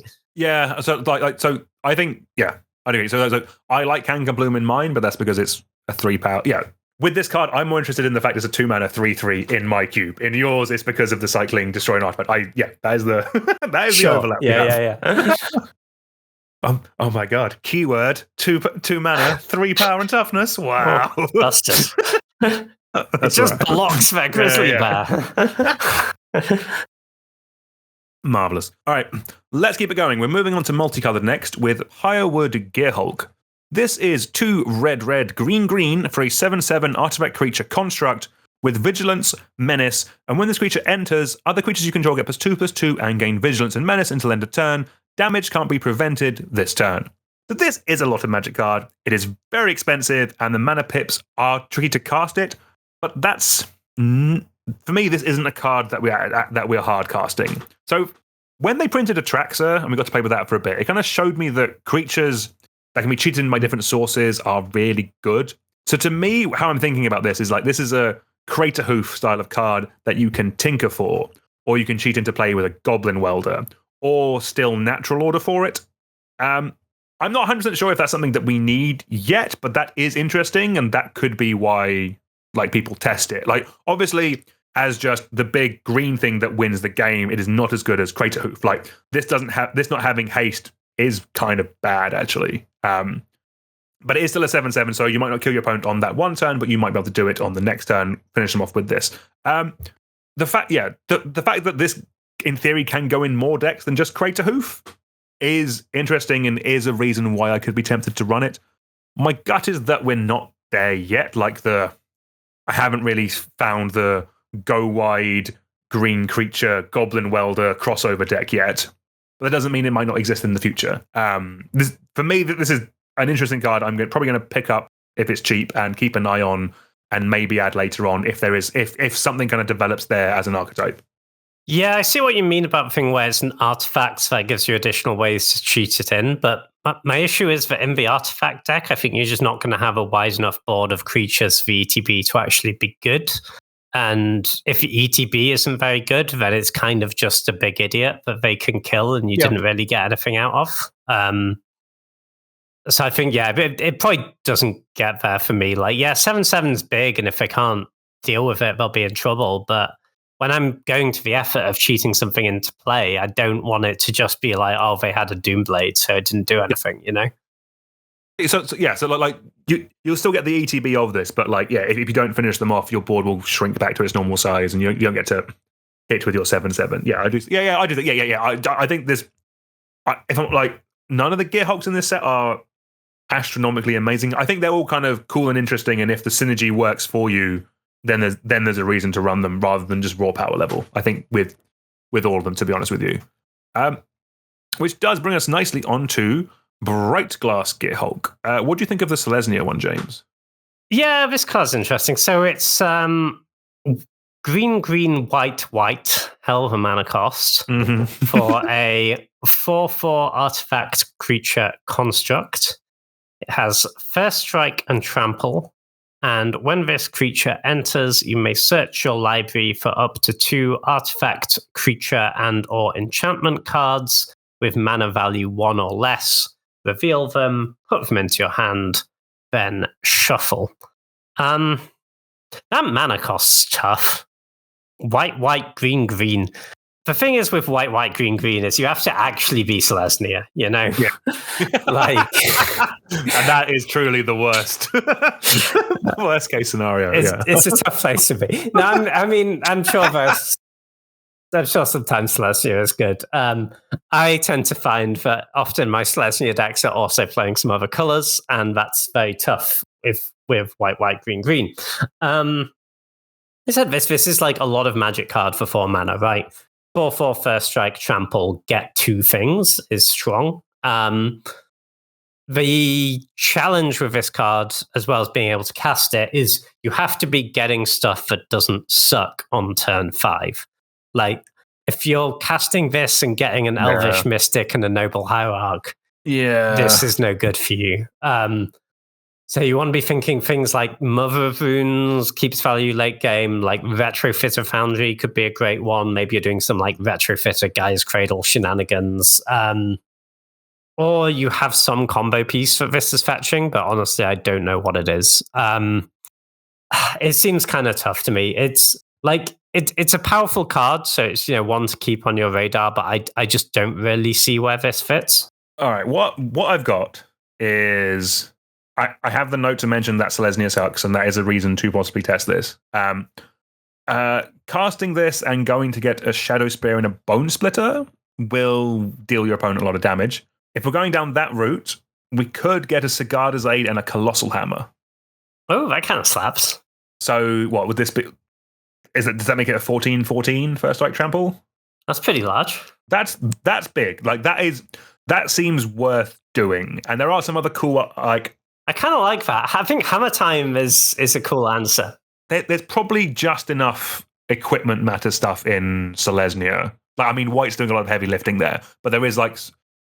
I think there was a commander precon that had a couple of like Hammer of Nazan and the creature that tutors it. So like there is some bits in Selesnya that could be a potential way maybe you go with that. And I do, Colossal Hammer, similarly sort of to Death Shadow that we mentioned earlier, is something that people have been trying to make work in Cube.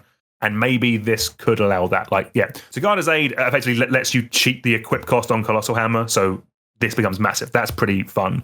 In terms of other actual like win the game combos, the best I've got is that this can get your Fastbond and your Zurin Orb. You do still need a Crucible effect, but those decks tend to be in like these colors anyway. So I think that's a bit more of a stretch because it's not getting your whole combo yet. If they ever make a 1 mana Crucible of Worlds somehow, then maybe that's where we are. But I look forward to that day. I know you'll love that. Yeah.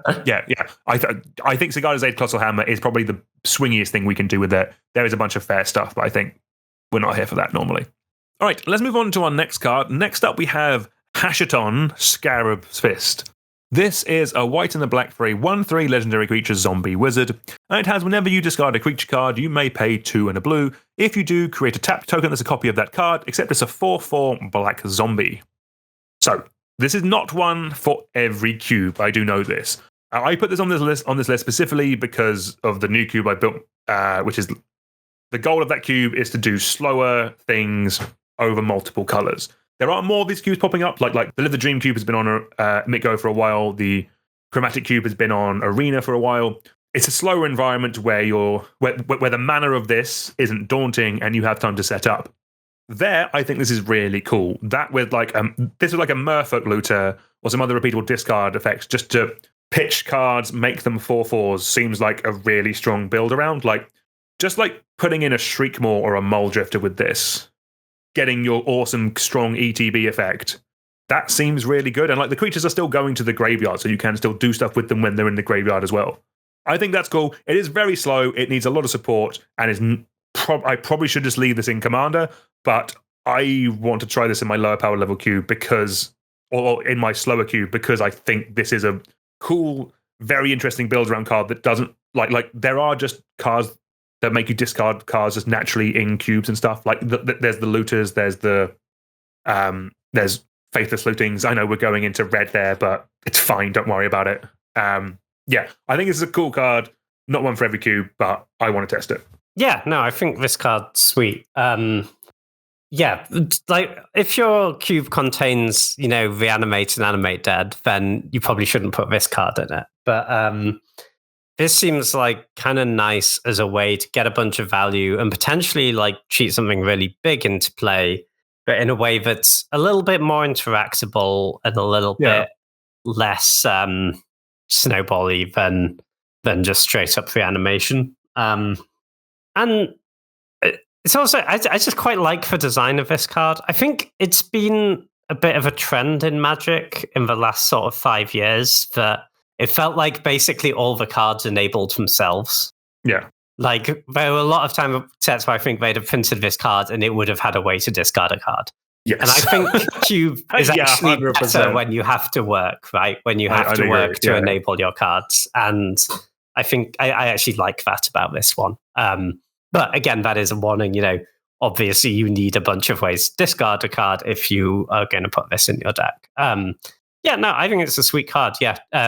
Prioritize creatures with good ETBs, absolutely correct. Especially because the zombie's tapped, right? So it's not like defending you the turn it comes in unless you're getting something off that ETB. But yeah, no, it seems like a really sweet card. Okay, next up we have Ketramos, the New Dawn. This is 1 a white and a black for a legendary creature god. It's a 4/4 with Menace, Lifelink, and Indestructible, which sounds powerful. However, Ketramos can't attack or block unless there are 7 or more cards in exile. And whenever 1 or more cards are put into exile from graveyards and or the battlefield during your turn, you draw a card and lose 1 life. So in your average deck, this does nothing. And it's really, really bad. I do think it's kind of an interesting build around. I think that you can enable this to be like a really nice card advantage engine that maybe eventually turns into a threat and gets to attack. I think very much the goal here is drawing cards first, because 7 is so many to get into exile that's really not going to be a thing till later in the game. But there are just a lot of ways you draw cards with this, right? Like exile your exile removal cantrips, flickering stuff off the battlefield will now cantrip.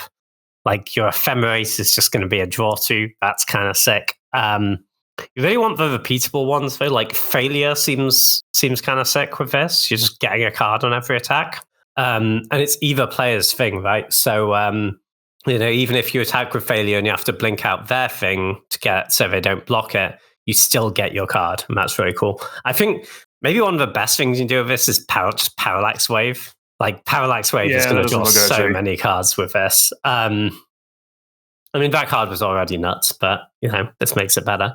Then even stuff like Soul Cauldron, exile stuff out of the graveyard. Ghost Vacuum is one we've see quite a lot of play recently. I think you really do want those repeatable ways because. And we want to draw like 3 cards before we're starting to be happy with this, right? So I think just being like, I've got a Swords to Plowshares and a Delve spell and stuff, that's not going to be enough. You need repeatable ways, and then any extras. Like a couple of ways to repeatably enable this, and then if you have some extra one-time stuff on top of that, then that's nice. But yeah, you do want those engines, I think. I also just say pay attention to stuff, to like what's going to trigger this. I think there's some bits that are quite easy to miss. Things like if you flip a Tameo, it goes into exile and then back. Same with like JVP. I think there'll be like quite a few of weird ones like that, which would be very easy to miss. And there's some that you'd kind of think would work and don't. Like Flashback doesn't work because it goes graveyard to stack and then stack to exile. So it wasn't actually put into exile from the graveyard. So yeah, just pay attention to rules. But yeah, I think if you put this in your cube, it's going to be like most drafts, no one plays it. But I think it'll be quite sweet the times you do get that. Like I could totally imagine like you get this late in pack 1, then you just like see a bunch of things like, oh yeah, there's a Soul Cauldron, there's like a currency converter works well with this, and you just like gradually accumulate enough stuff and ends up making the cut. And I think it could be pretty cool in those spots. No, that makes sense. No, I'm glad you said all that because this is another one that has been very highly hyped before release because people think just on power level. I think this one is really tricky to include just because it's a gold card and you don't have that many of them. There are some other things to add in terms of points. So with Delve, so say you delve 7 cards away with your Treasure Cruise to cast with this out, you would only draw one additional card. You're not going to draw 7 because it is the bad version of this. It's whenever one or more. So you don't get multiple if multiple go at the same time. Also, with things like Flicker, yes, you will trigger the draw a card, but they won't count towards it being able to attack and block because they're normally going to come back from where they've been flickered from. So I guess ones that flicker until end of turn are better because there might be a world where you can get it up to attack and then it stops being able to do that after combat, maybe, or end of turn. Yeah, flick wisp your guy. I can get a hit in and draw a card. But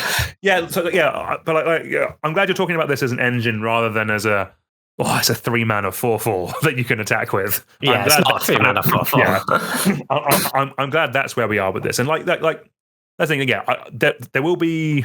So oddly, yeah. So in my slower cube, I think this one might actually have more place where there is that kind of engine. Also, I do run Necropotence there, and that does work with this because they go to exile and then to your hand. So, although arguably, if you have Necropotence out, do you need more ways to lose a life and draw a card? I would question that. But this does have lifelink at least, so you can get some back. But yeah. Yes, I do see that. Yeah. Ketchamos is it is a cool and weird card. If I open one, I'll probably give it a test. If not, it's probably going to be expensive, so maybe not. But hey ho, fun card. Yeah, that's fair. I do kind of wish the number for it to attack or block was a little bit lower. Like 7 just feels like a lot. Yeah. Like if that was even like 5, it would just feel like a lot easier to get there. Yeah. Yeah, like lose the menace maybe or something like that and give us but a fun one. I guess this is how they're doing gods for this particular cycle. And this was particular. There are other gods, but I think Ketchamos is the only one that we're chatting about today. All right, let's keep it going. We're back to the Gear Hulks. Next, we have Riptide Gear Hulk. This is 1 white, blue for a 2/5 artifact creature construct with double strike, prowess, and when this creature enters, for each opponent, put up to 1 target non-land permanent that player controls into its owner's library, 3rd from the top. So I think this is a cool card. Like the mana on this is difficult. Like I know we've talked about the Selesnya one and the Gruul one, but like the ones with green just inherently to me seem a little bit more castable because of like ramp and fixing in those colors. This is tricky to cast, shall we say. In the decks that want, like in the colors, so in white and blue, this does seem very solid enough to possibly get into cubes. It's not the best in class at a lot of things, but similarly to the Pyrewild one, it covers a lot of bases. So, like, this is not our first choice in a spells deck as a payoff. It's not our first choice in a control deck. It's not our first choice in a flicker deck, and it's not our first choice in an artifact deck. But it is fine in all of those. I can see all of those decks wanting this card, and that's effectively everything that I can immediately think of that Azorius could be doing in a cube. And if you're doing multiple of those things in a cube, then I think this is where, again, this is where this series of Gear Hulks appears to be kind of fitting in terms of like, it is a solid piece in multiple decks. It's not like a standout. This is the best control card. This is the best artifact card. It is a fine card that can go in multiple decks, which is important in cube. You do want cards that cross over and it makes cube interesting. You're not just drafting on rails. You're not just, here's a reward for this archetype, here's a reward for this archetype. Multiple people, in theory, might want it, which gives a bit more tension to the draft, makes it a bit more interesting. So, yeah, I think this is a fine role player. Yeah, perfectly solid card. Yeah. I think seems like very serviceable in almost any Azorius deck that can reasonably cast it. Like, it just interacts well on almost any board, right? It's non-land permanent rather than creatures. Really nice there. 2/5 double strike prowess just hits really hard, blocks great. That will be scary. 5 toughness is so much to remove for a red deck. You say quite like open-ended as a gold card, which I don't think is a bad thing at all. Cool to flicker. You can do a lot of stuff with it. I think this could be a solid one. Very nice. Talking of, we have another, just bread and butter solid card next, James. What do you think about Broadside Barrage? Yeah, so Broadside Barrage is 1 a blue and a red for an instant. Broadside Barrage deals 5 damage to target creature or planeswalker. You draw a card and then discard a card. It's like a very solid card. There's nothing bad to say about it, really. Like, kill almost any creature or planeswalker. and get a loot on top of it for 3 mana. Perfectly fine. It has a bunch of great gold cards, though, and you'll want some of them to be a bit more directional, sort of synergy cards, which this obviously isn't. And then if you want that sort of like, is it good spell? There's so much competition, right? With like Flame of Arnor, Fire Ice, Electrolyze, like Prismari Command, I quite like. I feel like a lot of those cards are a little bit above this just in terms of flexibility, or like Electrolyze is actually putting up a card, whereas this is just loot. So I think, yeah, like it's very solid. Like if you put it in, people will play it. But I think there are kind of more exciting options. So maybe this works out as being one for Peasant. Yeah, I understand. I can see that. I think I do like this card actually. I think in general, if you are doing a is it spellsy deck, I do think it does help to have at least one is it spell in there. If you chose this, I think that'd be fine. I think the only one that sees played that you didn't mention, James, is Expressive Iteration. Yeah, also a banger. Yeah, that's the thing. Yeah, it isn't lacking for these. But I think it's like I know that like people have been favoring specifically Flame of Arnor recently, and I think this might actually be better. It's you get the 5 damage, and you get both of them with that. With Flame of Arnor, it's a choice unless you control a wizard. Admittedly, I don't keep track of how many wizards are in Powered Cube nowadays, but it's interesting. Anyway, yeah, it's certainly for Peasant is one to consider testing. All right, let's keep it going. Next up, we have Broodheart Engine. This is a black and a green for an artifact that has, at the beginning of your upkeep, Surveil 1, and you can pay 2 a black and a green and tap it. Sacrifice this artifact, return target creature or vehicle card from your graveyard to the battlefield, activate only as a sorcery. So again, this is another nice little engine for the self-mill decks. It's not as quick as you might want it to be because it is at the beginning of your upkeep, so you do have to wait a whole turn to get it. Fine early game, not fantastic later in the game, but it does guarantee you're putting something in the bin every turn. And then later in the game, when you have that 4 mana, you can cash it in to reanimate something that either big that you've milled in, that you've put in there with a Entomb or something like that, or something that's died naturally from the course of playing a game of Magic. I think this is slow, but it is solid. For slower and lower power level cubes, I would very much consider testing this. There's definitely room in Golgari for something like this. Like I mentioned earlier with the Disfigure, there is a limit to how many of these little kind of like cool and good, but also small and dorky, like artifacty trinkets things we can run. You can't run too many just because you do need other cards to do other things. But this being an uncommon, again, seems like a very solid slam dunk test in Peasant. And it seems potentially good enough to get there in higher powered level cubes as well, if you're doing that self-mill. Yeah, this seems cool if you're doing sort of dirtly self-mill things. If you're in a cube that requires you to assemble your game plan a little bit quicker, this isn't really going to be it, because you ultimately if you're just planning to like cast this and animate something, you're talking about 6 mana. That's too much. So you need to be like, I want to play this and get a few surveils off, and that's like mostly what it's there for, and then I can buy something back later. I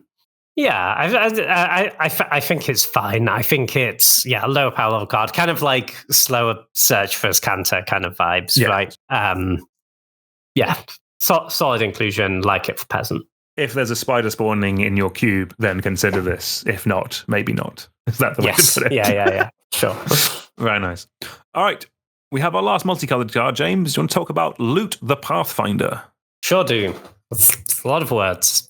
They're good words. Loot for Pathfinder is 2, a green, a blue, and a red. So 2 and a Tima. For a 2/4 legendary creature beast noble. Has double strike, vigilance, and haste.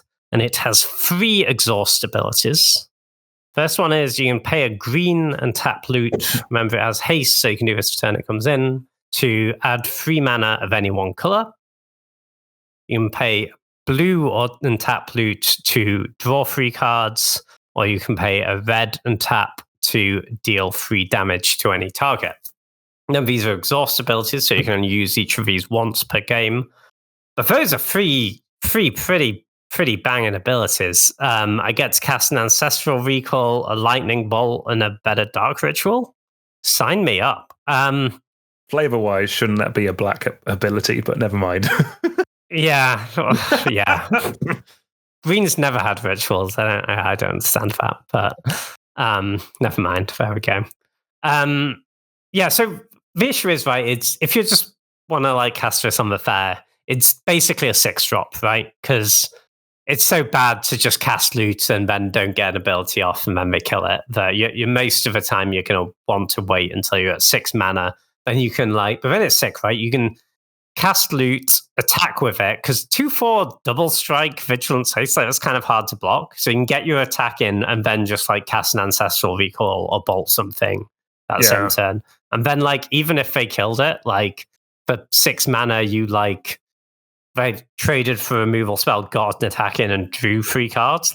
That's kind of sick already, and that's the flaw, because if they don't kill it, then you get to start bolting things and making mana, or I think making mana will come up a lot less. So I think that adds up to a really nice sort of top-end threat, and that's kind of only the fair application. Because I was going to say there's more we can do with this, isn't there, James? Yeah, so I mean, the sickest bit, I think this is possibly the best card they have printed to put under an Agatha Soul Cauldron that I have seen. Jesus, yes. How does Exhaust work with that? So each creature with a +1/+1 counter on it can only use the ability once. But obviously, then next turn you're Ancestral, then that's still exactly. Jesus Christ. At some point, you've probably drawn enough cards, right? Yeah. Okay, that seems pretty. And good. what you do, right, is the first one you put it on Ancestrals, and then the second one you put it on Ancestrals. Then the first one adds mana to cast the cards you Ancestraled into. Okay. Yeah, it's kind of wild under a Soul Cauldron. And the really nice thing is, a lot of 'cause previously you could sort of put a Gristlebrand in your deck to put under a Soul Cauldron, right? And that was powerful. But Gristlebrand was an uncastable card for you. Loot is your Soul Cauldron deck can also sometimes just cast your loot. That seems really sick, and I think Soul Cauldron's a really fun card, so I kind of might put it in my powered cube just for that. And because I think people will cast it and have it be good anyway, right? It's not like it's a bad thing to spend a bunch of mana on. Obviously, it's essentially a 6-drop. 6-drops are tough to cast, and it's a lot of colors, but I think it's really powerful, and has that slightly unfair combo potential, which for me kind of makes it worth a spot. No, that's right. Yeah.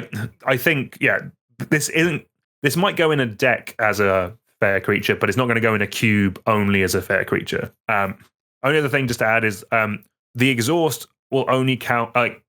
Exhaust doesn't track if you flicker it or bounce it, because it comes back in as a new permanent. It doesn't maintain that ability, maintain those abilities. So if you have a way of repeatedly flickering this, that is a way of repeatedly also getting value from it. So that's another way that you can do with it. Again, I think you want something like that. Ideally, I guess, in a cube that has potentially flicker and a Soul Cauldron, so it can really kind of find its place, and someone can be like, hold on, I can do this dumb thing with this. Awesome. Yeah, that seems cool. I like that. Nice. Yeah, seems very sweet. My only concern with it under an Agatha Soul Cauldron, and it generally actually, is how the hell are you meant to track what exhaust abilities have been used on each creature? I don't know. We made it through Nardu, James. We can make it through Loot. Nardu was only one turn. This is the whole game. I can't remember if my creature used its lightning bolt 2 turns ago. I think your opponent might. Yeah, maybe. I mean, I think the answer might be that they're dead. Yes, that's the other. It seems I don't love the exhaust keyword for that reason a little bit. It feels very aimed at online play, and is going to be quite annoying to keep track on paper. Monstrosity was kind of like that, but the thing is, Monstrosity put the counters on the creature, so you could remember which creatures had used their monstrous ability because they had counters on them. This doesn't leave anything behind. It just has this sort of abstract ability attached to it that exhaust has already been used. I'm going to include it anyway. I just think it's not amazing design for that reason. No, I'd agree. I think exhaust came more from the fact they needed a keyword that sounded roughly racing. Yeah. Vaguely car-based keyword, sure. Nice. Cool. Yeah. That one does seem cool. I'm actually quite a bit higher on that one after talking about it with you. Yeah, that one seems sweet. All right, let's keep it going. We have a big one now. Next up, we have Radiant Lotus. This is 6 generic for an artifact that says, sacrifice 1 or more artifacts, choose a color. Target player adds 3 mana of the chosen color for each artifact sacrificed this way. So, first thing to just get out there, this is a little tough to argue for inclusion in a world where Crack Clan Ironwork exists. I'm aware of this, but we're going to talk about it anyway, because I think this is cooler and probably less miserable. KCI, I think, is way too all-in and way too kind of oppressive, because you can do a bunch of, like, there's more combo potential with KCI. This kind of, in theory, does the big mana thing of KCI without doing the infinitely looping, taking all the game turns, making things last ages, that kind of game plan. But like this, letting you cash, but like if you're in a deck that's just making a bunch of artifacts, so if you're making like food or blood or Thopters or whatever, this is a very nice way of just cashing them in for a lot of mana. There is an element of, should you be ramping to 6 to then ramp further? And I would say yes. Some things cost 12 mana, and sometimes you want to be casting them. Yeah, I think this is a very cool card. I don't actually know how strong it is. I'm sure this goes infinite with something like Paradox Engine somehow, but then a lot of things do that. Cool, big, splashy artifact. It might just end up just being one for Commander because it's might end up being too expensive for us to even consider testing reasonably. This is another one where if I saw it in someone's cube with an artifact sub-theme, I'd be like, yeah, cool, okay, why not? Let's give it a go. How good it is, I'm not... My gut is it won't get there in a lot of cubes, but in slower cubes where there is a reason to generate more mana than God, then I'm kind of here for it. I feel like I kind of do know how good it is. I think it's not very. Yeah, fair. But it's a Lotus, James. It costs 6 mana. Why have I ramped into this? Like, I could have... Yeah, but all you have to do is sack 3 artifacts and then you're up Lotus mana. Great. For 6 mana, I've made... Yeah. Amazing. And that closest only works when I already have 6. It's repeatable. And only requires me to sack 3 other artifacts. Like, I thought... Yeah, no, I don't get it. Because the cool thing with KCI, right, was that you could... you could do it a bunch of times a turn, right? Like, yeah, you have the tokens, you sack the tokens, you get a thing, that gives you more artifacts back, and you can keep going. This just being like a one-shot per turn, because the thing is now tapped, I think like really limits the sort of turns you can have with it. Like, it's basically only good for, like, I already have a million artifacts in play, and I use this to cast like an Emrakul or something, and I just feel like there are better ways to do that. When you said it's cooler and less miserable than KCI, I was like, I think the things I think are cool about KCI are just the things that you think are miserable about it. Yeah, like, I think that's just that's not, to me, that is not a bug. It's a feature. I'm enjoying the misery. Fair.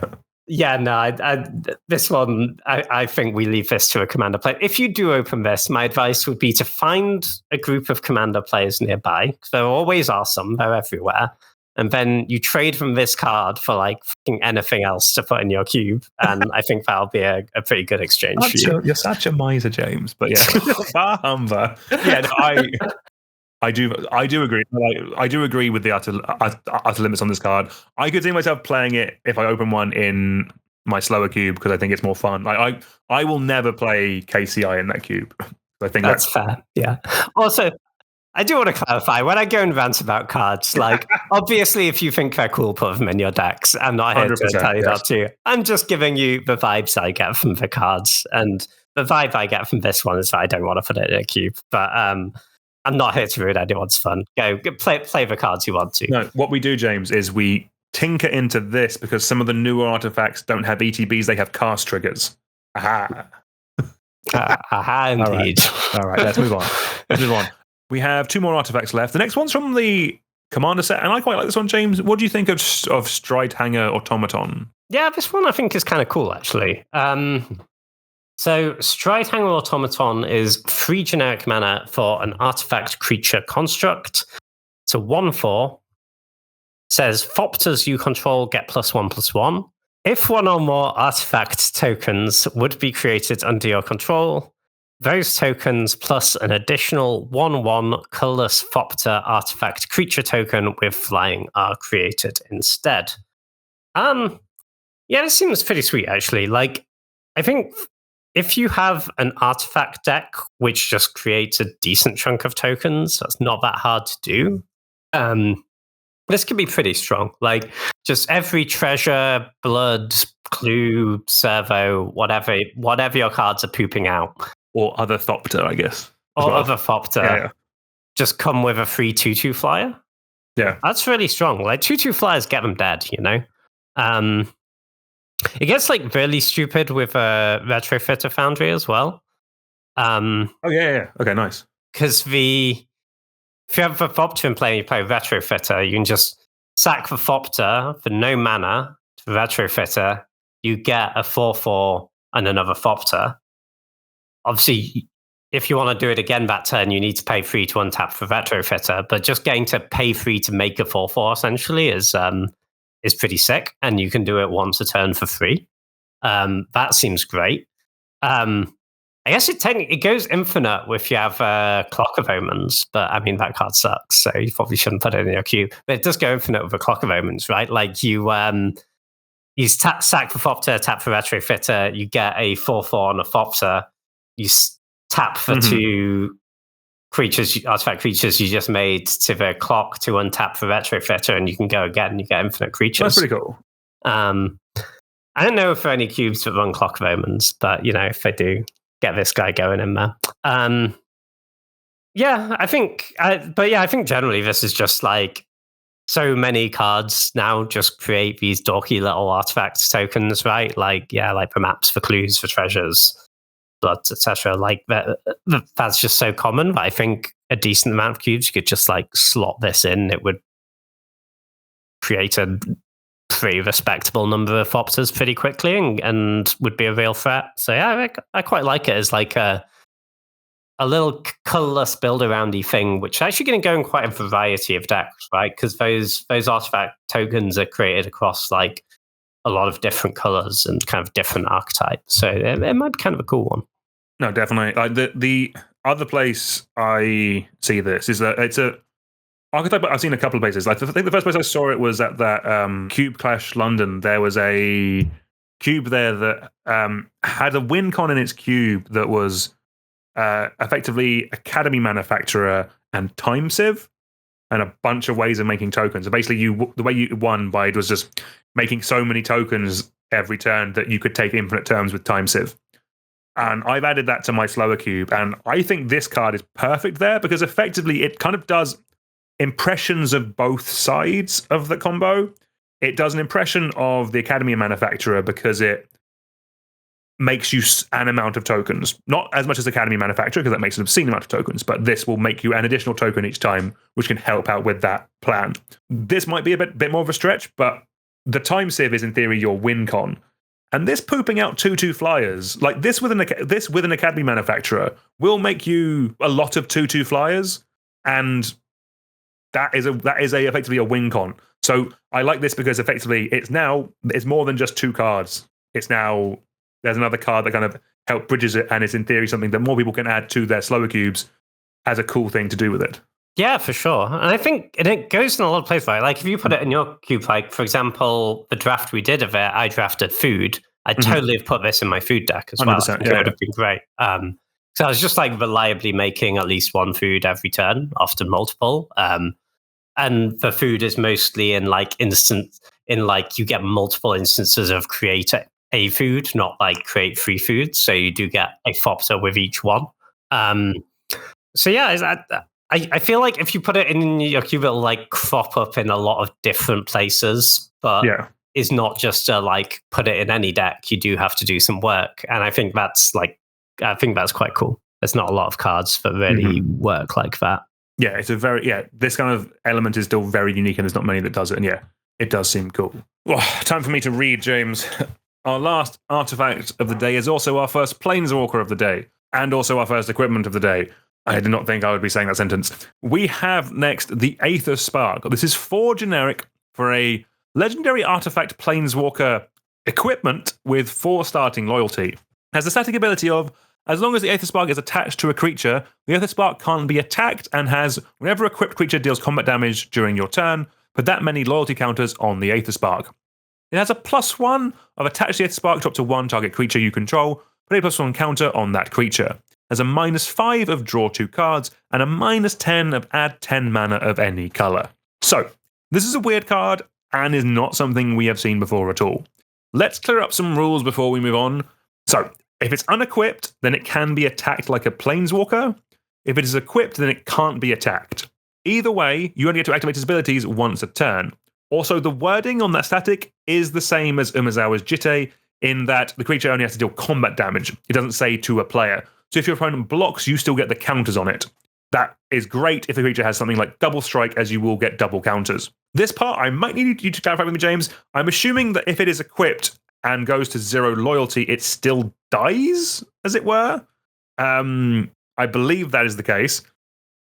Ideally, what we're doing is we're casting this on turn 4 and equipping it to a green aggressive creature, I'm assuming, or maybe a flyer, swinging in, getting a bunch of counters onto it, then attacking on the next turn, and then in the second main phase, ultimate it and add 10 mana and cast something really big and win the game.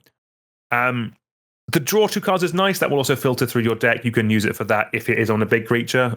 The thing with this package is it isn't incredibly interactable.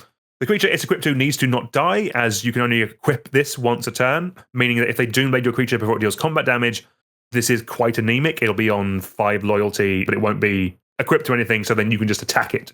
It also die to destroy target Planeswalker stuff. It'll destroy to artifact removal. That is all a bit of a tough sell. There are some cool things you can do with this, like being able to Stoneforge Mystic for a Planeswalker is neat. And that alone might be a reason that it could be tested if you are doing more artifact stuff, or sorry, more equipment stuff. This is a very cool and interesting equipment. My hot take is that this is fine. That's a lot of way of saying I think this card is okay. It's weird and it should probably be tested because it is unique, but my gut is I'm not here for it. Yeah, I think I agree with you, actually. I think it's cool, unique, and not that powerful. It's just such a disaster if they kill or bounce a creature in response. You got nothing, and now your Planeswalker is open to be attacked.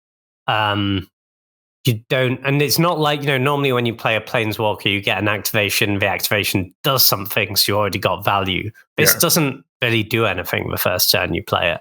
It aspires to put a counter on something. But not even if you interact with it. I think that's a bit tough. And then the first time you're actually getting something meaningful out of this is a -5 to kill 2 cards. That's so much.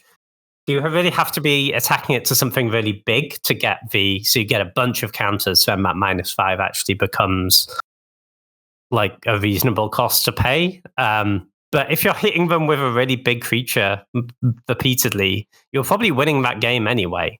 There are other, if you do need an equipment, put a Batterskull on it or something like that, or just screw it. Even a Bone Splitter is probably more aggressive at killing your opponents than this is.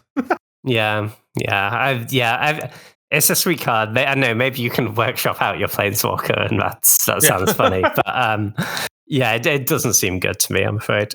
I mean, it seems good on loot in this set because that's got double strike and haste, but I don't think that's the part making loot interesting. Yeah. I think you're probably winning because you had loot rather than because you had less. But that's the thing. It is still a weird card, and part of me does want to print it out and test it because it is a unique style of card. But I don't see it personally.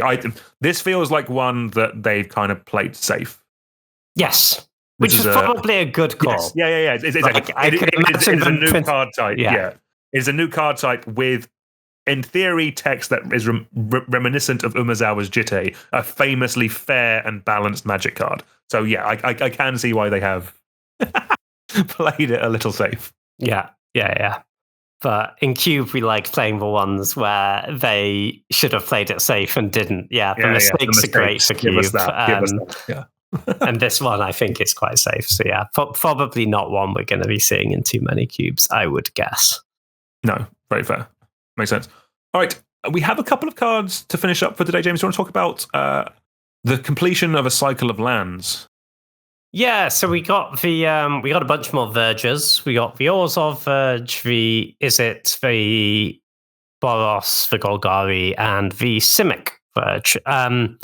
Notably, these are all a weird land cycle, and they're not sort of symmetrical. They all have a primary color and a secondary color. So, for example, the Orzhov Verge is Bleachbone Verge, comes in, adds a black all the time.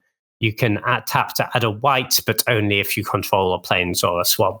So it really does matter sort of which way round that is. So like if I am... Yeah, so if I'm like blue-black splashing white, then the Orzhov Verge is great for me, right? Because I'm going to have a bunch of swamps, but this is going to be a black source for me early, let my cast my early black stuff, and then by the time I need my splash color, I'll be almost certain to have another swamp, and therefore this will be enabled. It's a lot less good if I was, say, blue-white splash black, because then this isn't a white source early necessarily in the same way. Having said that, these are good lands. I think the verges we've had so far have played well, as long as you like bear in mind that limitation when you're deck building. And like in just a 2-color deck, these are great. These like the black-white verge will feel like a scrub land when you draw it in your 2-color deck, because it's just you're always going to have a plains or a swamp in your Orzhov deck, right? That's almost universally going to be true. So yeah, and then it's just an untapped jewel with no real downside. That makes sense. Yeah. I think they played out pretty solidly from what I've seen of them. I guess the only thing I kind of want to ask is in theory, so now there's 10 of these verges. Is that a full cycle or is that half a cycle? Because in theory, they could print, like you mentioned, Bleachbone Verges, taps for a black and only taps for a white if you control a plains or a swamp. I mean, they could do the other way around. I don't think they need to, but they might at some point if they run out of ideas. But like, it comes in, taps for a white, and only taps for a black if you have a plains or a swamp. Is this a half or a quarter, James? No, surely this counts as completing a cycle. That would be such a boring of a cycle of lands if they were just like reverse verges. I've got spoilers for what's next. Is in Tark here, we're not getting triomes or fetches. We're getting more verges. Okay, we know they've run out of ideas for dual lands if we get the verges, but the other way around. No, that's very fair. Yeah. These have been very solid cards. Right, so I think that's we've done it. I think that's every card we have to talk about today, James. Quickly question before I get you out of it, James, is what card stands out to you? If you had to add one right now to your cube, what seems like a slam dunk test or slam dunk include for you? Yeah, there's a couple. I really like the Thopter card, actually. I think that's like, not that it's sort of incredibly powerful, but I think I like that it's a build around for something we haven't really built around that much before, right? Like, obviously we've built around artifacts, but just getting to trigger this in like a broader variety of decks. I think this doesn't just go in artifact decks, and I think that's kind of cool. I really like loot. I think loot's gonna do some pretty cool work. And I do like that black removal spell, the mill 2 and blazing off. I think that's just a really solid enabler. I think there were a lot of cool cards in this set. I think not a ton that are going in super powerful cubes, but I kind of don't mind that. Like, not every set should be Modern Horizons, and it's debatable whether Modern Horizons should be like Modern Horizons. I think this was. I enjoyed that we got to focus on some different cards that go in other cubes, and I think there were some really cool role players and some like cool, unique engine cards. I look forward to casting a repurposing bay at some point in some cube, and I'll have a very fun time. Nice, yeah, I'd agree. I'm a big fan of the Stride Hanger at Autonomous. And you added loot loot to the list pretty late on. And yeah, I'm really glad you did. Yeah, that seems like a really, really cool one. The only other one I want to shout, just because I think it's like On Wings of Gold, the first card we spoke of, it's the first card in a while I think I messaged you being like, look at this card, it's sick. I haven't done that in a hot minute. So yeah, that one seems really cool for me. Yeah, no, I think that one will be sick. The only thing that disappointed me about that card was I thought for a second it was gonna do a thing with Sword of the Meek. If fair enough. Yeah. You get the 1/1 and then that triggers your sword, and then you sack the sword, and then you get another 1/1, and it doesn't work because that come in as 2/2s. So it's a real shame. But no, I think it's a really cool card. And yeah, hopefully gets that Insidious Roots archetype a little bit more juice. Hell yeah, looking forward to it. All right, sweet. That's going to do it for today. James, pleasure. Thank you very much, man. Yeah, always good. Nice to do another set review. I've not had one in a while. It's been a hot minute, and yeah, it does feel like a good return to a proper Magic set. Looking forward to pre-release at the weekend. We'll report back how it all goes. Right, that's going to do it for today. It just leaves me to thank you all very much for listening. Do make sure you like, share, subscribe. Give us a 5-star review, tell a friend, whatever the positive affirmation your podcast platform of choice allows you to do. Please do it. It helps us grow and do cool and newer things. But until next time, it's goodbye from me. It's goodbye from James. You've been listening to Powerful Nothing, and we'll see you all soon. Goodbye.